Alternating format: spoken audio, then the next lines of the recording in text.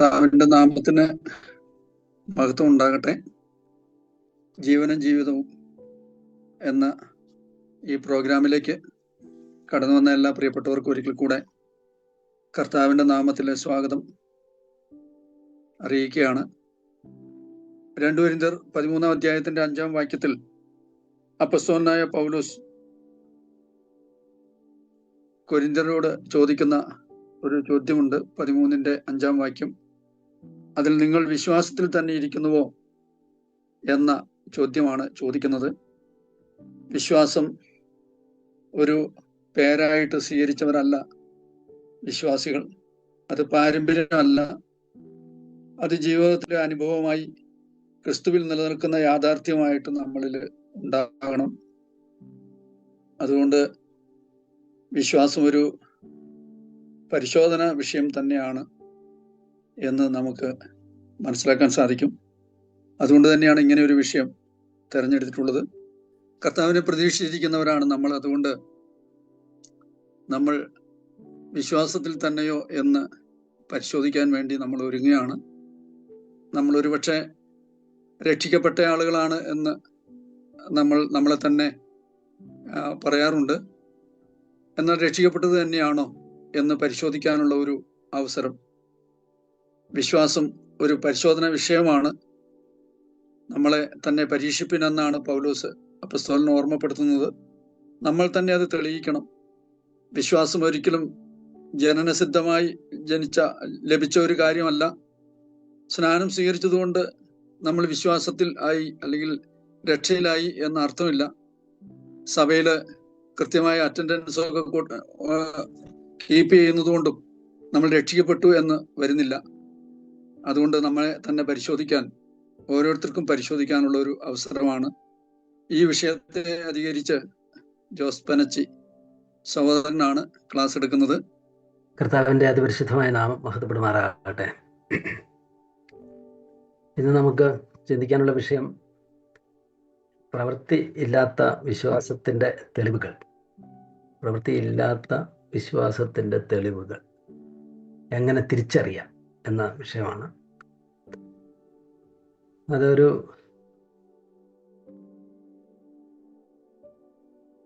നെഗറ്റീവായ ഒരു നിഷേധാത്മക രൂപത്തിലാണ് അത് വച്ചിരിക്കുന്നത്. അതിൻ്റെ ഉത്തരം ഞാൻ ഒരു അല്പം കൂടെ ക്രിയാത്മകമായ രീതിയിൽ പറയണം എന്നാണ് എൻ്റെ മനസ്സിലുള്ളത്.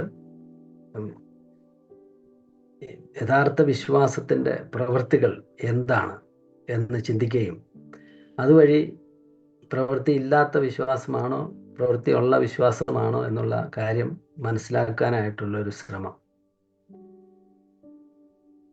ഇത് വളരെ പ്രധാനപ്പെട്ട ഒരു കാര്യമാണ്. പ്രവൃത്തിയില്ലാത്ത വിശ്വാസം എന്ന് പറയുമ്പോൾ അത് നിർജീവമായ വിശ്വാസമാണ് എന്നാണ് യാക്കോബ് വ്യക്തമായിട്ട് എഴുതിയിരിക്കുന്നത്. യാക്കോബിൻ്റെ ലേഖനത്തിൽ നമ്മൾ വായിക്കുന്നുണ്ടല്ലോ. യാക്കോബിൻ്റെ ലേഖനം അതിൻ്റെ 2-ാമത്തെ അധ്യായത്തിൽ വിശ്വാസവും പ്രവൃത്തിയും തമ്മിലുള്ള ബന്ധം സൂചിപ്പിച്ച് യാക്കോബ് എഴുതുന്നത് വളരെ പ്രസിദ്ധമാണ്. അതിൻ്റെ 14 മുതലുള്ള വാക്യങ്ങളിൽ എഴുതുന്നത് ഇങ്ങനെയാണ്: സഹോദരന്മാരെ, ഒരുത്തൻ തനിക്ക് വിശ്വാസമുണ്ടെന്ന് പറയുകയും പ്രവൃത്തികൾ ഇല്ലാതിരിക്കുകയും ചെയ്താൽ ഉപകാരമെന്ത്? ആ വിശ്വാസത്താൽ അവൻ രക്ഷ പ്രാപിക്കുമോ? ഒരു സഹോദരനോ സഹോദരിയോ നഗ്നരും അഹോവൃത്തിക്ക് വകയില്ലാത്തവരുമായിരിക്കെ നിങ്ങളിൽ ഒരുത്തൻ അവരോട് സമാധാനത്തോട് പോയി തീ കായുകയും വിശപ്പടക്കുകയും ചെയ്യുവിനെന്ന് പറയുന്നതല്ലാതെ ദേഹരക്ഷയ്ക്ക് ആവശ്യമുള്ളത് അവർക്ക് കൊടുക്കാതിരുന്നാൽ ഉപകാരമെന്ത്? അങ്ങനെ വിശ്വാസവും പ്രവൃത്തികൾ ഇല്ലാത്തതാകയാൽ സ്വതവേ നിർജീവമാകുന്നു. ഇപ്പൊ പ്രവൃത്തിയില്ലാത്ത വിശ്വാസം നിർജീവമാണെന്ന് പറഞ്ഞാൽ അത് വിശ്വാസമേ അല്ല എന്നാണ് അവിടെ യാക്കോബ് പറയുന്നത്. ആ വിശ്വാസം ഒരു പ്രയോജനവുമില്ലാത്തതാണ്. അതിന് നമ്മളെ രക്ഷിക്കാനായിട്ട് കഴിയില്ല, നീതീകരിക്കാനായിട്ട് കഴിയില്ല. അപ്പം യഥാർത്ഥ വിശ്വാസമാണെങ്കിൽ അത് പ്രവൃത്തികളിൽ വെളിപ്പെടുന്ന, പ്രവൃത്തികളിൽ വ്യാപരിക്കുന്ന വിശ്വാസമാണ്. ഗലാത്യ ലേഖനത്തിൽ അപ്പോസ്തലനായ പൗലോസ് പറയുന്നത് പോലെ സ്നേഹത്തിൽ വ്യാപരിക്കുന്ന ഒരു വിശ്വാസമാണത്. ആ വിശ്വാസം ഉണ്ടെങ്കിൽ ആ വ്യക്തിയിൽ ആ വിശ്വാസത്തിന് അനുസൃതമായിരിക്കുന്ന പ്രവൃത്തികൾ കാണും, സ്നേഹം കാണും. അതുപോലെ സ്നേഹം എത്ര വിശാലമായൊരു പദമാണോ അത് ഉൾക്കൊള്ളുന്ന എല്ലാ കാര്യങ്ങളും ആ വിശ്വാസത്തിൽ കാണും. അല്ലെങ്കിൽ ആ വിശ്വാസം വ്യർത്ഥമാണ്. അപ്പം നമ്മൾ വിശ്വസിക്കുന്ന ആളുകളാണ്, വിശ്വാസികളാണെന്ന് നമ്മൾ പറയുമ്പോൾ നമ്മൾ യഥാർത്ഥത്തിലുള്ള വിശ്വാസികളാണോ അതോ വെറും നിർജീവമായിരിക്കുന്ന വിശ്വാസത്തിൻ്റെ ലേബൽ മാത്രം ഒട്ടിച്ച ഒരു പേര് മാത്രമുള്ള ആളുകളാണോ എന്നുള്ളത് നമ്മുടെ നിത്യതയെ സംബന്ധിച്ച് വളരെ വളരെ പ്രധാനപ്പെട്ട ഒരു കാര്യമാണ്. അതുകൊണ്ടാണ് ഷൈജൻ സൂചിപ്പിച്ചതുപോലെ അപ്പോസ്തലൻ പറഞ്ഞ 13-ാം അധ്യായത്തിൽ കൊരിന്ത്യർ ലേഖനത്തിൽ പറഞ്ഞ വാക്യം പോലെ നിങ്ങൾ വിശ്വാസത്തിൽ ഇരിക്കുന്നു എന്ന് നിങ്ങളെ തന്നെ പരിശോധിക്കുവിൻ എന്ന് പറഞ്ഞത് നമ്മളും പരിശോധിക്കേണ്ട ഒരു കാര്യമാണ്. മറ്റുള്ളവരെ പലപ്പോഴും നമ്മൾ പരിശോധിച്ച് പലപ്പോഴും ചില നിഗമനങ്ങളൊക്കെ പറയാറുണ്ട്. അത് നമ്മളെ തന്നെയും പരിശോധിച്ച് ഉറപ്പിക്കേണ്ട ഒരു കാര്യമാണ്. ഞാൻ ഓർക്കുന്നത്, ഞങ്ങൾ സ്കൂളിൽ പഠിച്ചിരുന്ന കാലത്ത് ഇന്നത്തെ പോലെയുള്ള ഒരു പശ്ചാത്തലമായിരുന്നില്ല.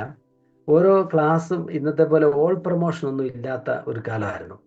അപ്പോൾ ഒരു ക്ലാസ് കഴിഞ്ഞ് ആ വർഷത്തെ ക്ലാസ്സൊക്കെ കഴിഞ്ഞ് അതിൻ്റെ പരീക്ഷ ഒക്കെ വലിയ വലിയ പരീക്ഷ, ആനുവൽ എക്സാം ഒക്കെ കഴിഞ്ഞിട്ട് കുട്ടികൾ വീട്ടിൽ പോകും. റിസൾട്ടൊന്നും അപ്പോൾ അറിയില്ല.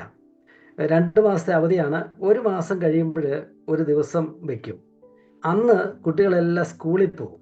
സ്കൂളിൽ ചെന്ന് അന്നത്തെ നോട്ടീസ് ബോർഡിൽ ഓരോ ക്ലാസ്സിൻ്റെയും ഡിവിഷനൊക്കെ എഴുതിയിട്ട് അവരുടെ ജയിച്ചവരുടെയും തോറ്റവരുടെയും പേര് ഈ ലിസ്റ്റിലിട്ടിരിക്കും. അപ്പോൾ കുട്ടികളൊക്കെ പോയിട്ട് ഈ ആകാംക്ഷയോട് പോയിട്ട് ഈ ലിസ്റ്റിൻ്റെ മുമ്പിൽ നിന്നിട്ട് നോക്കും, എൻ്റെ പേര് വന്നിട്ടുണ്ടോ എന്ന് നോക്കും. അന്ന് ഓൾ പ്രൊമോഷൻ ഒന്നുമില്ല. ചിലരൊക്കെ തോറ്റവരുടെ ലിസ്റ്റിലായിരിക്കും, പലരും ജയിച്ചവരുടെ ലിസ്റ്റിലായിരിക്കും. തുക എന്ന് പറഞ്ഞാൽ പിന്നെ അതേ ക്ലാസ്സിൽ 1 വർഷം കൂടെ പിന്നെയും പഠിക്കണം. അപ്പം ഈ ലിസ്റ്റിൽ കാണുമ്പോൾ പേരില്ല എന്ന് മനസ്സിലാക്കി വീട്ടിലേക്ക് കൊണ്ട് തിരിച്ചു പോക്കെന്ന് പറഞ്ഞാൽ ഒരു സങ്കടകരമായിരിക്കുന്ന ഒരു തിരിച്ചുപോക്കാണ്. ഇതൊക്കെ നമ്മുടെ അന്നത്തെ അനുഭവങ്ങൾ ഇല്ലാത്തവരാണെങ്കിലും ഇപ്പോഴും പല ലിസ്റ്റുകളിലും പേരില്ല എന്ന് തിരിയുമ്പോൾ മനുഷ്യർക്കുണ്ടാകുന്ന സങ്കടം. അതിപ്പോൾ PSC ലിസ്റ്റിലായിരിക്കും, അല്ലെങ്കിൽ ഇനി ഒരു ലോട്ടറി എടുത്ത് വെച്ചിട്ട് അതിൻ്റെ ടിക്കറ്റ് നോക്കുമ്പോൾ എൻ്റെ ടിക്കറ്റിന് പൈസ ഇല്ല, അത് പിന്നെ 100-100 രൂപയൊക്കെയാണ് നഷ്ടമുള്ളതെന്ന് വെക്കാം. ചിലപ്പോഴും വലിയ കഠിനാധ്വാനം ചെയ്തതിന് ശേഷം ആ പരീക്ഷയിൽ ജയിച്ചില്ല എന്ന് വരുമ്പോൾ നിരാശപ്പെട്ട് സങ്കടപ്പെട്ട് അങ്ങനെ ഈ ലോകത്തിലെ ലിസ്റ്റുകളിൽ തന്നെ പേരില്ല എന്ന് പറഞ്ഞാൽ അത് വരുത്തുന്ന വിഷമം. അങ്ങനെയെങ്കിൽ ദൈവം സ്വർഗത്തിലെ പേരുകളുടെ ലിസ്റ്റ് കർത്താവ് തുറക്കുന്ന സമയത്ത് എൻ്റെ പേര്, ഞാനിവിടെ വിശ്വാസി എന്ന പോലെയൊക്കെ ജീവിച്ച് ദൈവപൈതൽ എന്ന പോലെയൊക്കെ നടന്ന് സഭയിലൊക്കെ നിന്നിട്ട് അവസാനം വാതിൽ തുറക്കുന്ന സമയമാകുമ്പോൾ പേര് വിളിക്കുന്ന സമയത്ത് എൻ്റെ പേരില്ല എന്ന് തിരിച്ചറിഞ്ഞാൽ അതെത്ര ഭയാനകമായൊരു കാര്യമായിരിക്കും. അതുകൊണ്ട് നമ്മൾ വിശ്വാസികളാണെന്ന് പറയുമ്പോൾ, രക്ഷിക്കപ്പെട്ടവരാണെന്ന് പറയുമ്പോൾ, ദൈവമക്കളാണെന്ന് നമ്മൾ അവകാശപ്പെടുമ്പോൾ യഥാർത്ഥത്തിൽ നമ്മൾ ദൈവമക്കൾ തന്നെയാണോ, നമ്മൾ രക്ഷിക്കപ്പെട്ടവർ തന്നെയാണോ, വിശ്വാസികൾ തന്നെയാണോ എന്ന് ഉറപ്പിക്കേണ്ടത് ആവശ്യമാണ്. അല്ലെങ്കിൽ നമുക്ക് വരാൻ പോകുന്ന നഷ്ടം നിത്യത നഷ്ടമാകുന്നത് മാത്രമല്ല, വലിയൊരളവോളം ഈ ലോക ജീവിതത്തിൻ്റെ സുഖങ്ങളും ഇതിൻ്റെ പേരിൽ നഷ്ടപ്പെടാനുള്ള സാധ്യതയുണ്ട്. അപ്പോൾ ഇത് വിശദീകരിക്കുമ്പോൾ ഞാൻ പറയാൻ ആഗ്രഹിക്കുന്നത് 3 കാര്യങ്ങളാണ് ഇത് സംബന്ധിച്ച് പറയുന്നത്. ഒന്നാമത്, എന്താണ് യഥാർത്ഥ വിശ്വാസം എന്ന് പറയുന്നത് വഴി നമ്മൾ അർത്ഥമാക്കുന്നത്. രണ്ടാമത്, വിശ്വാസവും പ്രവൃത്തികളും തമ്മിലുള്ള അഭേദ്യമായിരിക്കുന്ന ബന്ധം എന്താണ്. മൂന്നാമത്, യഥാർത്ഥ വിശ്വാസത്തിൻ്റെ തെളിവുകൾ എന്താണ്. ഒന്നാമത്തെ കാര്യത്തിലേക്ക് വരാം. എന്താണ് വിശ്വാസം എന്ന് പറയുമ്പോൾ നമ്മൾ അർത്ഥമാക്കുന്നത്, സാധാരണ നാം എന്താണ് അർത്ഥമാക്കുന്നത്? വിശ്വാസം എന്ന് പറഞ്ഞാൽ, അത് പൊതുവെ പറഞ്ഞാൽ തെളിവുകളിൽ അടിസ്ഥാനപ്പെട്ട ബോധ്യങ്ങളെയാണ് വിശ്വാസം എന്ന വാക്കുകൊണ്ട് പൊതുവെ അർത്ഥമാക്കുന്നത്. ബൈബിളും അങ്ങനെ തന്നെയാണ് പറയുന്നത്.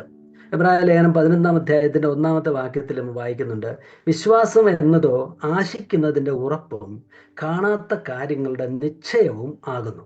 അവിടെ 2 പദങ്ങളുണ്ടോ, ഒന്ന് ഉറപ്പ്, 2 നിശ്ചയം. ഉറപ്പും നിശ്ചയവുമാണ് വിശ്വാസം.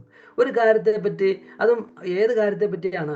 ഇപ്പം നമ്മുടെ കയ്യിലിരിക്കുന്ന കാര്യമല്ല, നമ്മൾ അനുഭവിക്കുന്ന കാര്യമല്ല, ആശിക്കുന്നത്, വരാനിരിക്കുന്നത്, കയ്യെത്തി പിടിക്കാവുന്നത്, അല്ലെങ്കിൽ കാണാത്ത കാര്യങ്ങൾ. ഇപ്പം കാണുന്നതല്ല, കാണുന്നില്ല, ഒരുപക്ഷെ ഉണ്ടായിരിക്കും, എന്നാലും നമുക്കത് വ്യക്തമാകുന്നില്ല. അങ്ങനെയുള്ള കാര്യങ്ങൾ കണ്ടാൽ പിന്നെ അത് ഉണ്ടല്ലോ, എന്നാൽ കണ്ടിട്ടില്ല എന്നാലും ഉണ്ടെന്നുള്ള ഉറപ്പ്, അല്ലെങ്കിൽ നിശ്ചയം. ആശിക്കുന്നതാണ് അതിൻ്റെ ഉറപ്പ്.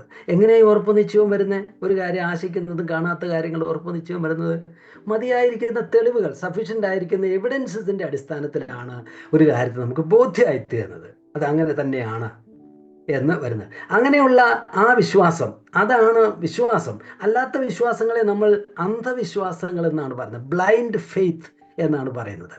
ഇന്നലെ ഡയലോഗ് ലോഗോസ് നോക്കുന്നവരാണെങ്കിൽ, ഞാൻ ഇന്നലെ ഒരു വീഡിയോ അപ്ലോഡ് ചെയ്തിരുന്നു. റിച്ചാർഡ് ഡോക്കിൻസും ഡോക്ടർ ജോൺ ലെനോക്സും തമ്മിലുള്ള ഒരു ഡിബേറ്റിൻ്റെ ഒരു വീഡിയോയാണ്. ആ വീഡിയോ ക്ലിപ്പ് നിങ്ങൾ ശ്രദ്ധിച്ചിട്ടുണ്ടെങ്കിൽ നിങ്ങൾ മനസ്സിലാക്കി കാണും. വിശ്വാസം എന്ന് പറയുമ്പോൾ ലോകത്തിലെ മനുഷ്യർ ചിലപ്പോഴൊക്കെ പറയുന്നത്, വിശ്വാസം എന്ന് പറഞ്ഞാൽ തെളിവില്ലാത്ത കാര്യങ്ങളെ പറ്റിയുള്ള ഊഹങ്ങളെയാണ് പലപ്പോഴും വിശ്വാസം എന്ന് ആളുകൾ പറയുന്നത്. മതവിശ്വാസമൊക്കെ അങ്ങനെയാണെന്ന് പറയും. എന്നാൽ സയൻസ് എന്നൊക്കെ പറഞ്ഞ വിശ്വാസമല്ല, അത് വസ്തുതകളാണ് എന്ന് ജോൺ ലെനോക്സ് അതിനെ ഖണ്ഡിക്കുന്നത് നിങ്ങൾ ശ്രദ്ധിച്ചു കാണുമായിരിക്കും. അതിനെ ഖണ്ഡിക്കുക കാരണം ഏതൊരു കാര്യത്തിലും വിശ്വാസത്തിന്റെ അടിസ്ഥാനത്തിലാണ് നമ്മൾ പ്രവർത്തിക്കുന്നത്. നമ്മളൊരു വാഹനത്തിൽ കയറുമ്പോൾ വിശ്വാസത്തിന്റെ അടിസ്ഥാനത്തിലാണ് പോകുന്നത്. വാഹനത്തിൽ കയറുമ്പോൾ തന്നെ അവിടെ എത്തിയിട്ടില്ലല്ലോ, എന്നാൽ ഈ വാഹനം എന്നെ ആ സ്ഥലത്ത് എത്തിക്കുമെന്നുള്ള മതിയായ തെളിവുകളുടെ അടിസ്ഥാനത്തിലാണ് അതിൽ കയറുന്നത്. അപ്പോൾ ഏത് പ്രവൃത്തി ചെയ്യുമ്പോഴും ഒരു തൈ നടുമ്പോൾ ഈ തൈ പരിപാലിച്ച് വളർത്തിയാൽ എനിക്ക് ഫലം ഉണ്ടാവും എന്നുള്ളതായിരിക്കും ഒരു വിശ്വാസത്തിന്റെ അടിസ്ഥാനത്തിലാണ്. കണ്ടിട്ടില്ലല്ലോ, കാണാനിരിക്കുന്നല്ലേ. എന്താ ഈ വിശ്വാസത്തിന്റെ അടിസ്ഥാനം? അതിന്റെ അടിസ്ഥാനം മതിയായ തെളിവുകൾ. ഇതിനു മുമ്പ് ചെയ്ത ചരിത്രപരമായ തെളിവുകളാകാം, ശാസ്ത്രീയമായ തെളിവുകളാകാം, അനുഭവപരമായിരിക്കുന്ന തെളിവുകളാകാം, യുക്തിപരമായിരിക്കുന്ന തെളിവുകളാകാം.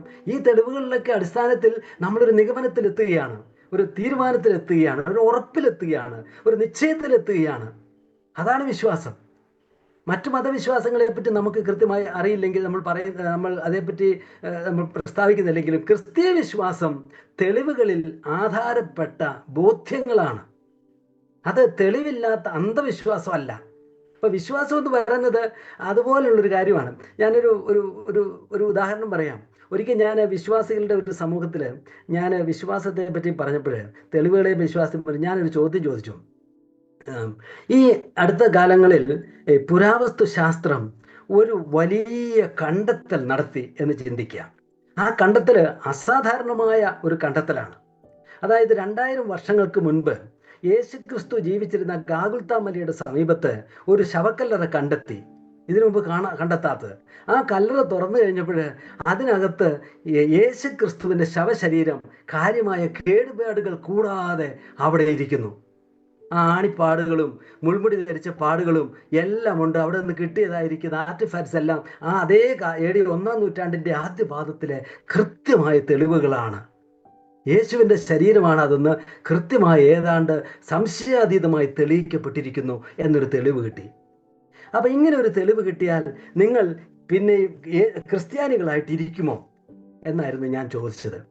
അപ്പൊ അവിടെ ഉണ്ടായിരുന്ന ഭൂരിപക്ഷ ആളുകളും ഏതാണ്ട് പറഞ്ഞു, എൻ്റെ വിശ്വാസം കുറച്ചുകൂടെ ഉറപ്പിക്കപ്പെടും, കുറച്ചുകൂടെ ഉറപ്പായല്ലോ എന്ന് പറയും. അപ്പൊ ഞാൻ അവരോട് പറഞ്ഞു, എന്നാൽ തൻ്റെ വിശ്വാസത്തെ പുറകോട്ട് എറിഞ്ഞു കളയുന്ന ആദ്യത്തെ ആള് പൗലോസ് അപ്പോസ്തലനായിരിക്കും എന്ന് പറഞ്ഞു. കാരണം അപ്പോസ്തലൻ എഴുതി, എൻ്റെ വിശ്വാസം കർത്താവായ യേശു ക്രിസ്തു ഉയർത്തെഴുന്നേറ്റു എന്നുള്ളതിൻ്റെ ആ ദൃക്സാക്ഷ്യമാണ്, അതിൻ്റെ നേരിട്ടുള്ള സാക്ഷ്യമാണ് എന്നെ വിശ്വാസിയാക്കിയിരിക്കുന്നത്. ആ തെളിവ് ഇല്ല എന്ന് വന്നാൽ ക്രിസ്തീയ വിശ്വാസം ശേഷം മനുഷ്യരെ വ്യർത്ഥവും അത് വിശ്വസിക്കുന്ന നിഷ്പ്രയോജനവുമാണ്. ഉയർപ്പ് എന്ന തെളിവിന്റെ അടിസ്ഥാനത്തിലാണ് അപ്പോസ്തലന്മാർ യേശു ക്രിസ്തുവിനെ കർത്താവെന്ന് പ്രസംഗിച്ചത്. തോമസ് അപ്പോസ്തലൻ യേശു ക്രിസ്തുവിനെ പ്രസംഗിക്കാൻ ഒരുപക്ഷെ ചരിത്രം ശരിയാണെങ്കിൽ കേരളത്തിലും ഇന്ത്യയിലേക്കും കടന്നു വന്നു എങ്കിൽ, അതിനു വേണ്ടി ജീവൻ കൊടുത്തുവെങ്കിൽ അതിന്റെ കാരണം എന്താണ്? യേശു ക്രിസ്തു ഉയർത്തെഴുന്നേറ്റ് ജീവിക്കുന്നവനാണ് എന്നുള്ള അത് കണ്ട സാക്ഷ്യമാണ്, ആ ഉറപ്പാണ്, തെളിവുകളാണ്. തെളിവുകളുടെ അടിസ്ഥാനത്തിലുള്ള ബോധ്യമാണ് ജീവൻ കൊടുക്കാൻ അവരെ പ്രേരിപ്പിച്ചത്. ക്രിസ്തീയ വിശ്വാസം അതാണ്. ക്രിസ്തീയ വിശ്വാസം ഏതൊരു ശരിയായ വിശ്വാസവും പോലെ മതിയായ തെളിവുകളുടെ അടിസ്ഥാനത്തിലുള്ള നിശ്ചയങ്ങളും ഉറപ്പുമാണ്. അതാണ് വിശ്വാസം. അതിന് ബുദ്ധിയുടെ പിൻബലമുണ്ട്, അതിന് ചരിത്രത്തിന്റെ പിൻബലമുണ്ട്, അതിന് ശാസ്ത്രീയ നിയമങ്ങളുടെ പിൻബലമുണ്ട്, അതിന് അനുഭവത്തിന്റെ സാക്ഷ്യമുണ്ട്. ഇതിൻ്റെയൊക്കെ അടിസ്ഥാനത്തിലാണ് ദൈവത്തിൽ വിശ്വസിക്കുന്നതും ദൈവത്തിന്റെ പരിപാടികളിൽ ആശ്രയിക്കുന്നതും കർത്താവായ യേശു ക്രിസ്തുവിനെ രക്ഷിതാവായിട്ട് അംഗീകരിക്കുന്നതും അവനിൽ പറഞ്ഞ വാഗ്ദത്തങ്ങളെയൊക്കെ ഉറച്ച് ജീവിതം മുന്നോട്ട് നടത്തുകയൊക്കെ ചെയ്യുന്നത് ഈ തെളിവുകളുടെ അടിസ്ഥാനത്തിലുള്ള ബോധ്യത്തിന്റെ ബലത്തിലാണ്. അതുകൊണ്ട് ക്രിസ്തീയ വിശ്വാസം എന്ന് പറഞ്ഞാൽ ചുരുക്കത്തിൽ ബൈബിൾ പഠിപ്പിക്കുന്ന കാര്യങ്ങൾ സത്യമാണ് എന്ന ബോധ്യത്തിന്റെ അടിസ്ഥാനത്തിൽ ബൈബിളിലെ ദൈവത്തോടുള്ള ആശ്രയത്വ ബന്ധമാണ് ക്രിസ്തീയ വിശ്വാസം. ബൈബിൾ പഠിപ്പിക്കുന്ന കാര്യങ്ങൾ സത്യമാണ് എന്ന ഉത്തമ ബോധ്യത്തിന്റെ അടിസ്ഥാനത്തിൽ ആ ദൈവത്തോടുള്ള ആശ്രയത്വ ബന്ധമാണ് നമ്മൾ വിശ്വാസം എന്ന് പറയുന്നത്. ആ വിശ്വാസത്തിൽ ബോധ്യവുമുണ്ട്, അതിൻ്റെ അടിസ്ഥാനത്തിലുള്ള ആശ്രയത്വമുണ്ട്, ശരണപ്പെടലുണ്ട്, ട്രസ്റ്റ് ഉണ്ട്.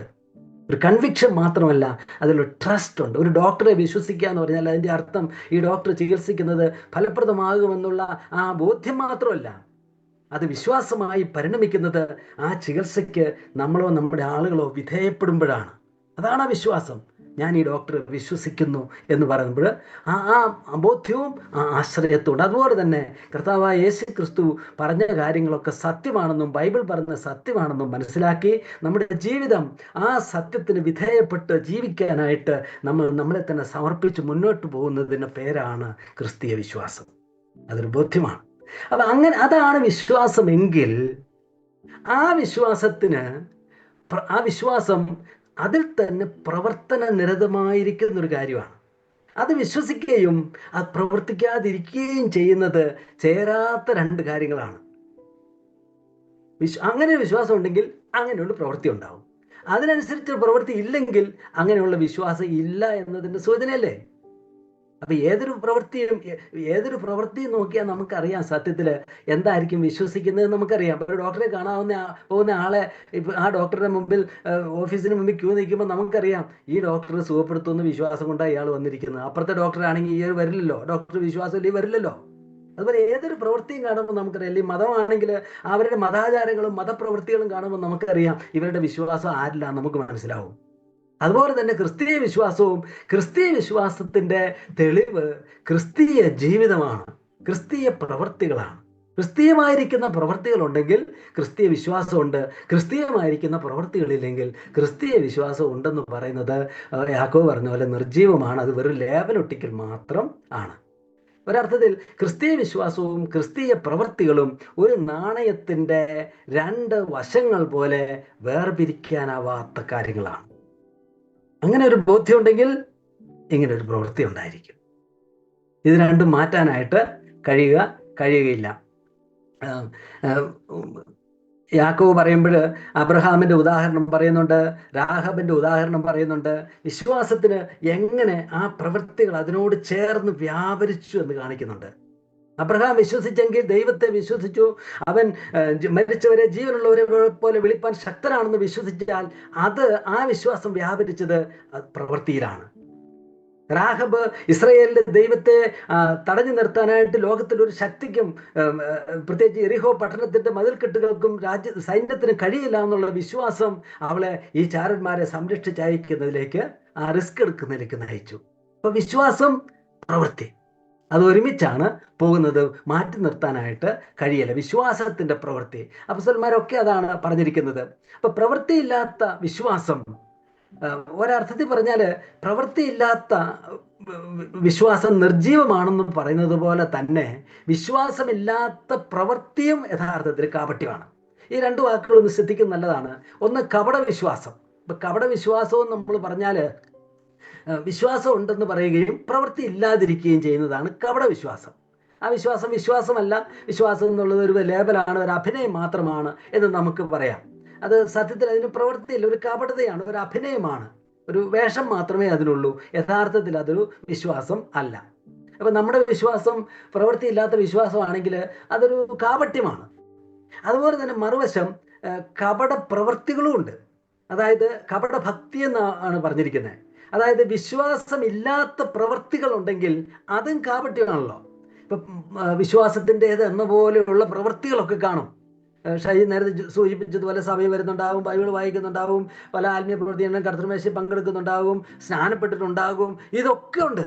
ഈ പ്രവൃത്തികളെല്ലാം ഇവരിലുണ്ട്. വേണമെങ്കിൽ സുവിശേഷ വേലയ്ക്കും ചിലപ്പോൾ പോകാനായിട്ടൊരു സാധ്യത, കൂടെ പോകാനൊക്കെ സാധ്യതയുണ്ട്.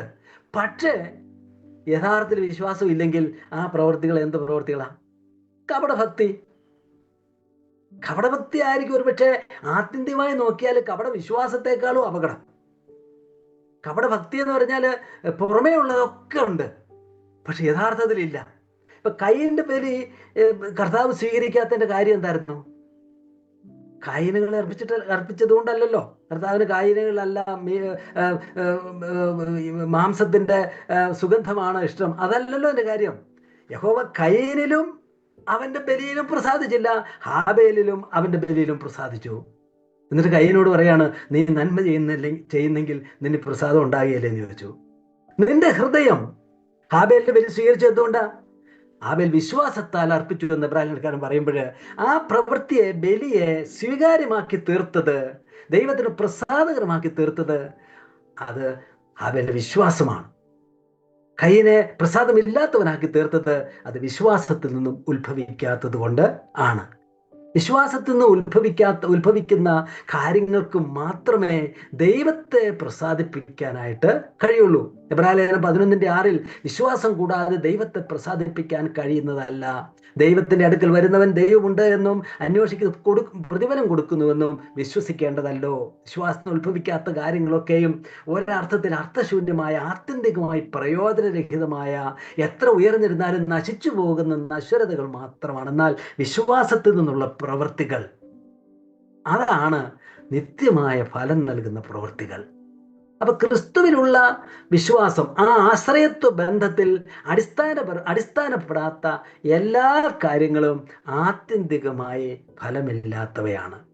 താൽക്കാലികമായ മെച്ചമുണ്ടെന്നുള്ളതൊക്കെ സമ്മതിക്കാം.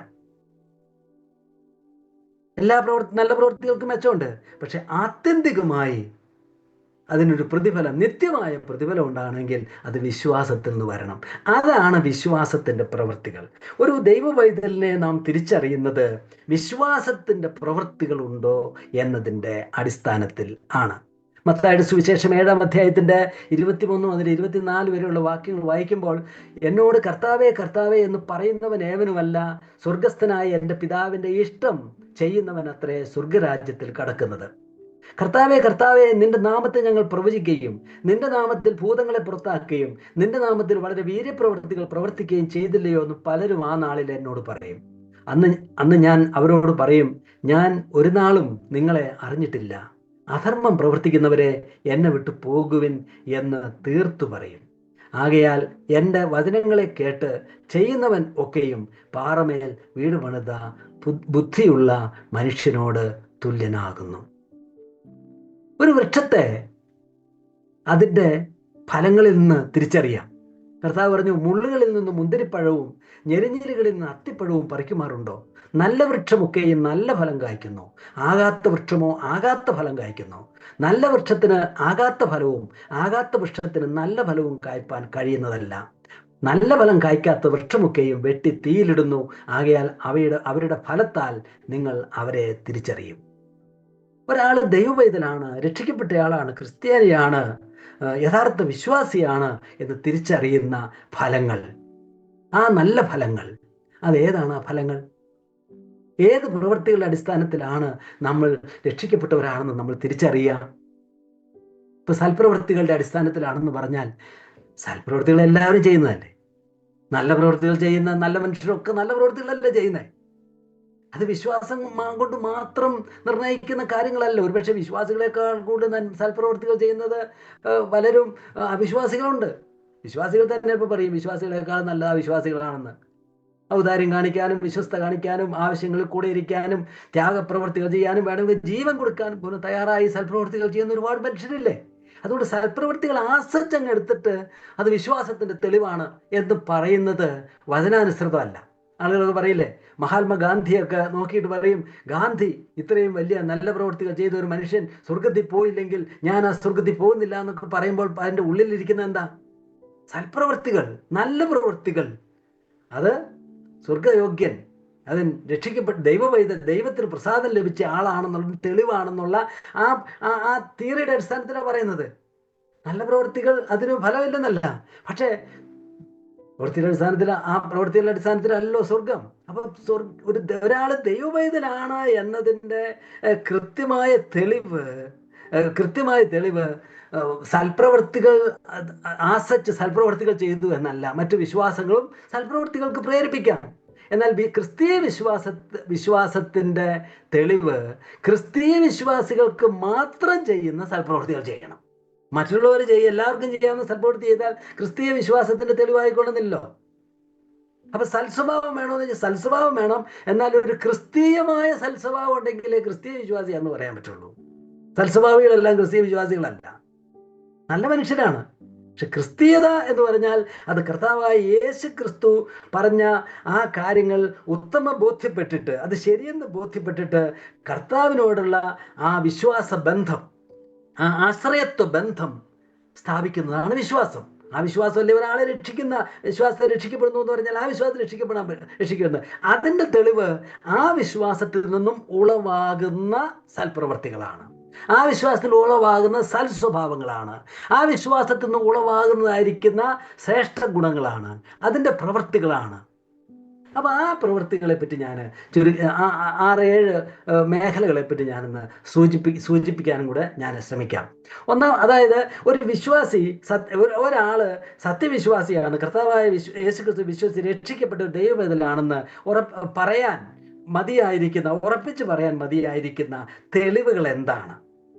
നമ്മെ സംബന്ധിച്ച് നമ്മുടെ അളവില് ആത്യന്തികമായിട്ട് ദൈവസന്നിധിയിലാണ് തെളിയുന്നത് എന്ന് പറഞ്ഞാലും വൃക്ഷത്തിന്റെ ഫലം കൊണ്ട് അറിയാമെന്ന് പറയുമ്പോൾ ഏത് ഫലം നോക്കിയിട്ടാണ് ഇതൊരു വിശ്വാസിയാണ്, അക്കാര്യത്തിൽ ഉറപ്പുണ്ട് എന്ന് നമ്മൾ പറയുന്നത് എങ്ങനെയാണ്? നമ്മൾ സാധാരണ പറയുന്നത് ഒരു വളരെ ബേസിക് ആയിരിക്കുന്ന കാര്യം അവരുടെ സാക്ഷ്യം കേൾക്കുക എന്നുള്ളതാണ്. ഇപ്പൊ സഭയിലൊക്കെ ഒരു പുതിയ വിശ്വാസി വരികയെന്നിരിക്കട്ടെ, നമ്മൾ വാട്സപ്പിലൊക്കെ പങ്കെടുക്കണമെങ്കിൽ നിങ്ങൾ സാക്ഷ്യം പറയണമെന്ന് പറയും. അപ്പൊ സാക്ഷ്യം പറയും. അവർ സാക്ഷ്യം പറഞ്ഞിട്ട് ഞാൻ രക്ഷിക്കപ്പെട്ട ആളാണ്, ഇന്നതാണ് രക്ഷിക്കപ്പെട്ടു എന്ന് പറയാൻ ഞാൻ ഉദ്ദേശിക്കുന്നത്. കർത്താവായ യേശു ക്രിസ്തുവിന്റെ പാപത്തിന് പ്രായശ്ചിത്തമായിട്ട് മരിച്ചു, ഉയർത്തെഴുന്നേറ്റ് ഞാൻ വിശ്വസിക്കുന്നു, കർത്താവിന്റെ പരിഹാരം ചെയ്തു, എനിക്ക് നിത്യജീവന്റെ ഉറപ്പുണ്ട്, കർത്താവ് വന്നാൽ അവനോടുകൂടെ ചേർക്കപ്പെടുമെന്ന് എനിക്ക് ഉറപ്പുണ്ട്, അതിന് സാക്ഷ്യമായിട്ട് ഞാൻ സ്നാനപ്പെട്ട ആളാണ് എന്ന് പറയുമ്പോൾ നമുക്കൊരു ഞാൻ രക്ഷിക്കപ്പെട്ട ആളാണ് എന്ന് പറയും. അപ്പൊ സ്നാനപ്പെട്ട ആളുകളെല്ലാം ഒരർത്ഥത്തിൽ സാക്ഷ്യം പറഞ്ഞവരാ. ചിലപ്പോൾ നമുക്ക് കുറച്ച് കഴിയുമ്പോൾ ഇവരുടെ ജീവിതവും പ്രവൃത്തിയും ഒക്കെ കാണുമ്പോൾ തോന്നും പറച്ചിലൊക്കെ ശരിയായിരുന്നു, പക്ഷേ ജീവിതം അങ്ങ് പൊരുത്തപ്പെടുന്നില്ലല്ലോ എന്ന് തോന്നും. ഇത് ഞാൻ വെറുതെ പറയുന്നല്ല, പല ആളുകളെ പറ്റി അങ്ങനെ സംശയം തോന്നിയിട്ടില്ലേ? പലരുടെയും പ്രവൃത്തിയും പെരുമാറ്റവും കാണുമ്പോൾ പറച്ചിലും സ്നാനവും ഒക്കെ ശരിയാണ്, കർത്തൃവേശയിൽ പങ്കെടുക്കുന്നത്, വേണേൽ ചില ശുശ്രൂഷകളൊക്കെ സഭയിൽ ചെയ്യുന്നുണ്ടാവും. രക്ഷിക്കപ്പെട്ടോ എന്ന് സംശയമുണ്ടല്ലോ. ചില ആളുകൾ അവരുടെ ജീവിത പങ്കാളികളെ പറ്റി പോലും പറഞ്ഞിട്ടുണ്ട്, കാര്യം നല്ല മനുഷ്യരൊക്കെയാണ്, പക്ഷെ രക്ഷിക്കപ്പെട്ട ആളാണോ എന്ന് ഉറപ്പ് പറയാനായിട്ട് പറ്റുന്നില്ല. ചിലപ്പോൾ സഭയിലുള്ള വിശ്വാസികളെ പറ്റി നമുക്ക് അവരുടെ പ്രവൃത്തിയും പെരുമാറ്റവും ജീവിതവും ഇടപെടലുകളും പ്രതികരണങ്ങളും കാണുമ്പോൾ തോന്നും പറയുന്നതൊക്കെ ഉണ്ടെങ്കിലും രക്ഷിക്കപ്പെട്ട ആളാണെന്നൊരു സംശയം തോന്നും. ചില പ്രശ്നങ്ങളൊക്കെ ഇടപെട്ട് കഴിയുമ്പോൾ അവസാനം കൺക്ലൂഷൻ പറഞ്ഞിട്ട് വലിയ കാര്യമില്ല, രക്ഷിക്കപ്പെട്ട ആളാണെന്നുള്ള കാര്യത്തിൽ നമുക്ക് ഉറപ്പ് പറയാൻ പറ്റുന്നില്ലല്ലോ എന്ന് പറയും. ആ പശ്ചാത്തലത്തിലാണ് നമ്മളെയും ഒരുപക്ഷെ ആളുകൾ അങ്ങനെ കാണുന്നുണ്ടാവും. അപ്പൊ നമുക്കൊന്ന് പരിശോധിച്ച് നോക്കാം. അപ്പൊ ഒന്നാമത്തെ തെളിവായിട്ട് ഞാൻ സൂചിപ്പിക്കുന്നത് ദൈവവചനത്തോടുള്ള താല്പര്യമാണ്. അതായത് ബൈബിളിന് ആ വ്യക്തിയുടെ ജീവിതത്തിലുള്ള സ്ഥാനം എന്ത് എന്നുള്ളത് രക്ഷയുടെ ക്രിസ്തീയ വിശ്വാസത്തിന്റെ സവിശേഷമായിരിക്കുന്ന ഒരു തെളിവാണ്.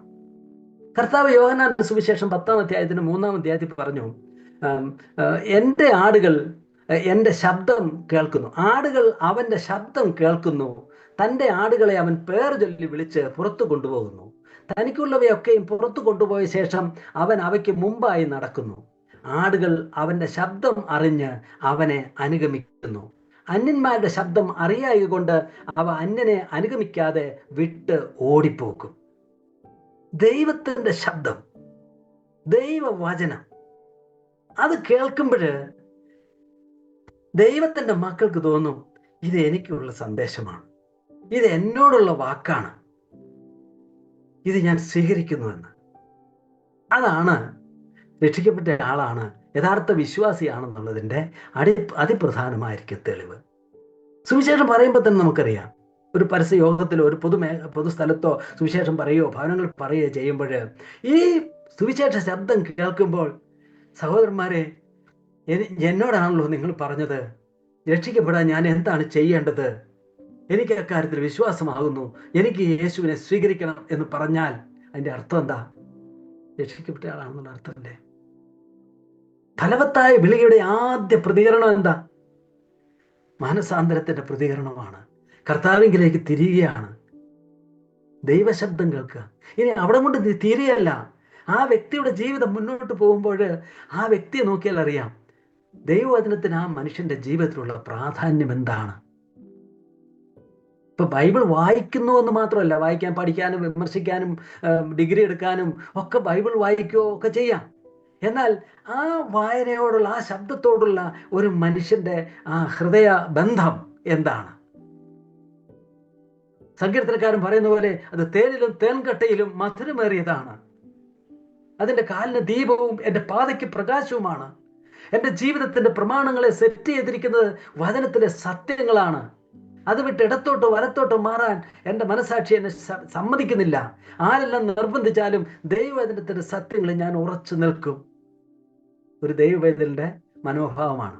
ആ കാഴ്ചപ്പാട് ബൈബിളിനോട് ഇല്ലാതെ ഒരു ലൂസായിട്ട് ബൈബിള് കുറേ കാര്യങ്ങളൊക്കെ ഉണ്ട്, നല്ല കാര്യങ്ങളൊക്കെ പറഞ്ഞിരിക്കുന്ന പുസ്തകമാണ്, അതും കൂടെ അല്ലേ, മറ്റു പല പുസ്തകങ്ങളും ഉണ്ട്, അതിലൊരു നല്ല പുസ്തകം, ഇങ്ങനെയൊക്കെ പറയുന്ന ആളുകൾ എത്ര നല്ല മനുഷ്യരാണെങ്കിലും വിശ്വാസിയാണോ ഉള്ള കാര്യത്തിൽ നമുക്ക് ഏതാണ്ട് ഒരു ഉറപ്പ് വരും, രക്ഷിക്കപ്പെട്ട ഒരാള് അല്ല. ബൈബിളും മറ്റു പുസ്തകങ്ങളും ഒക്കെ ഒരുപോലെയാണ്, അതിൽ സത്യങ്ങളുണ്ട്. രക്ഷയുടെ തെളിവ് ജീവിതത്തിൽ ബൈബിളിന്റെ സ്ഥാനമാണ്.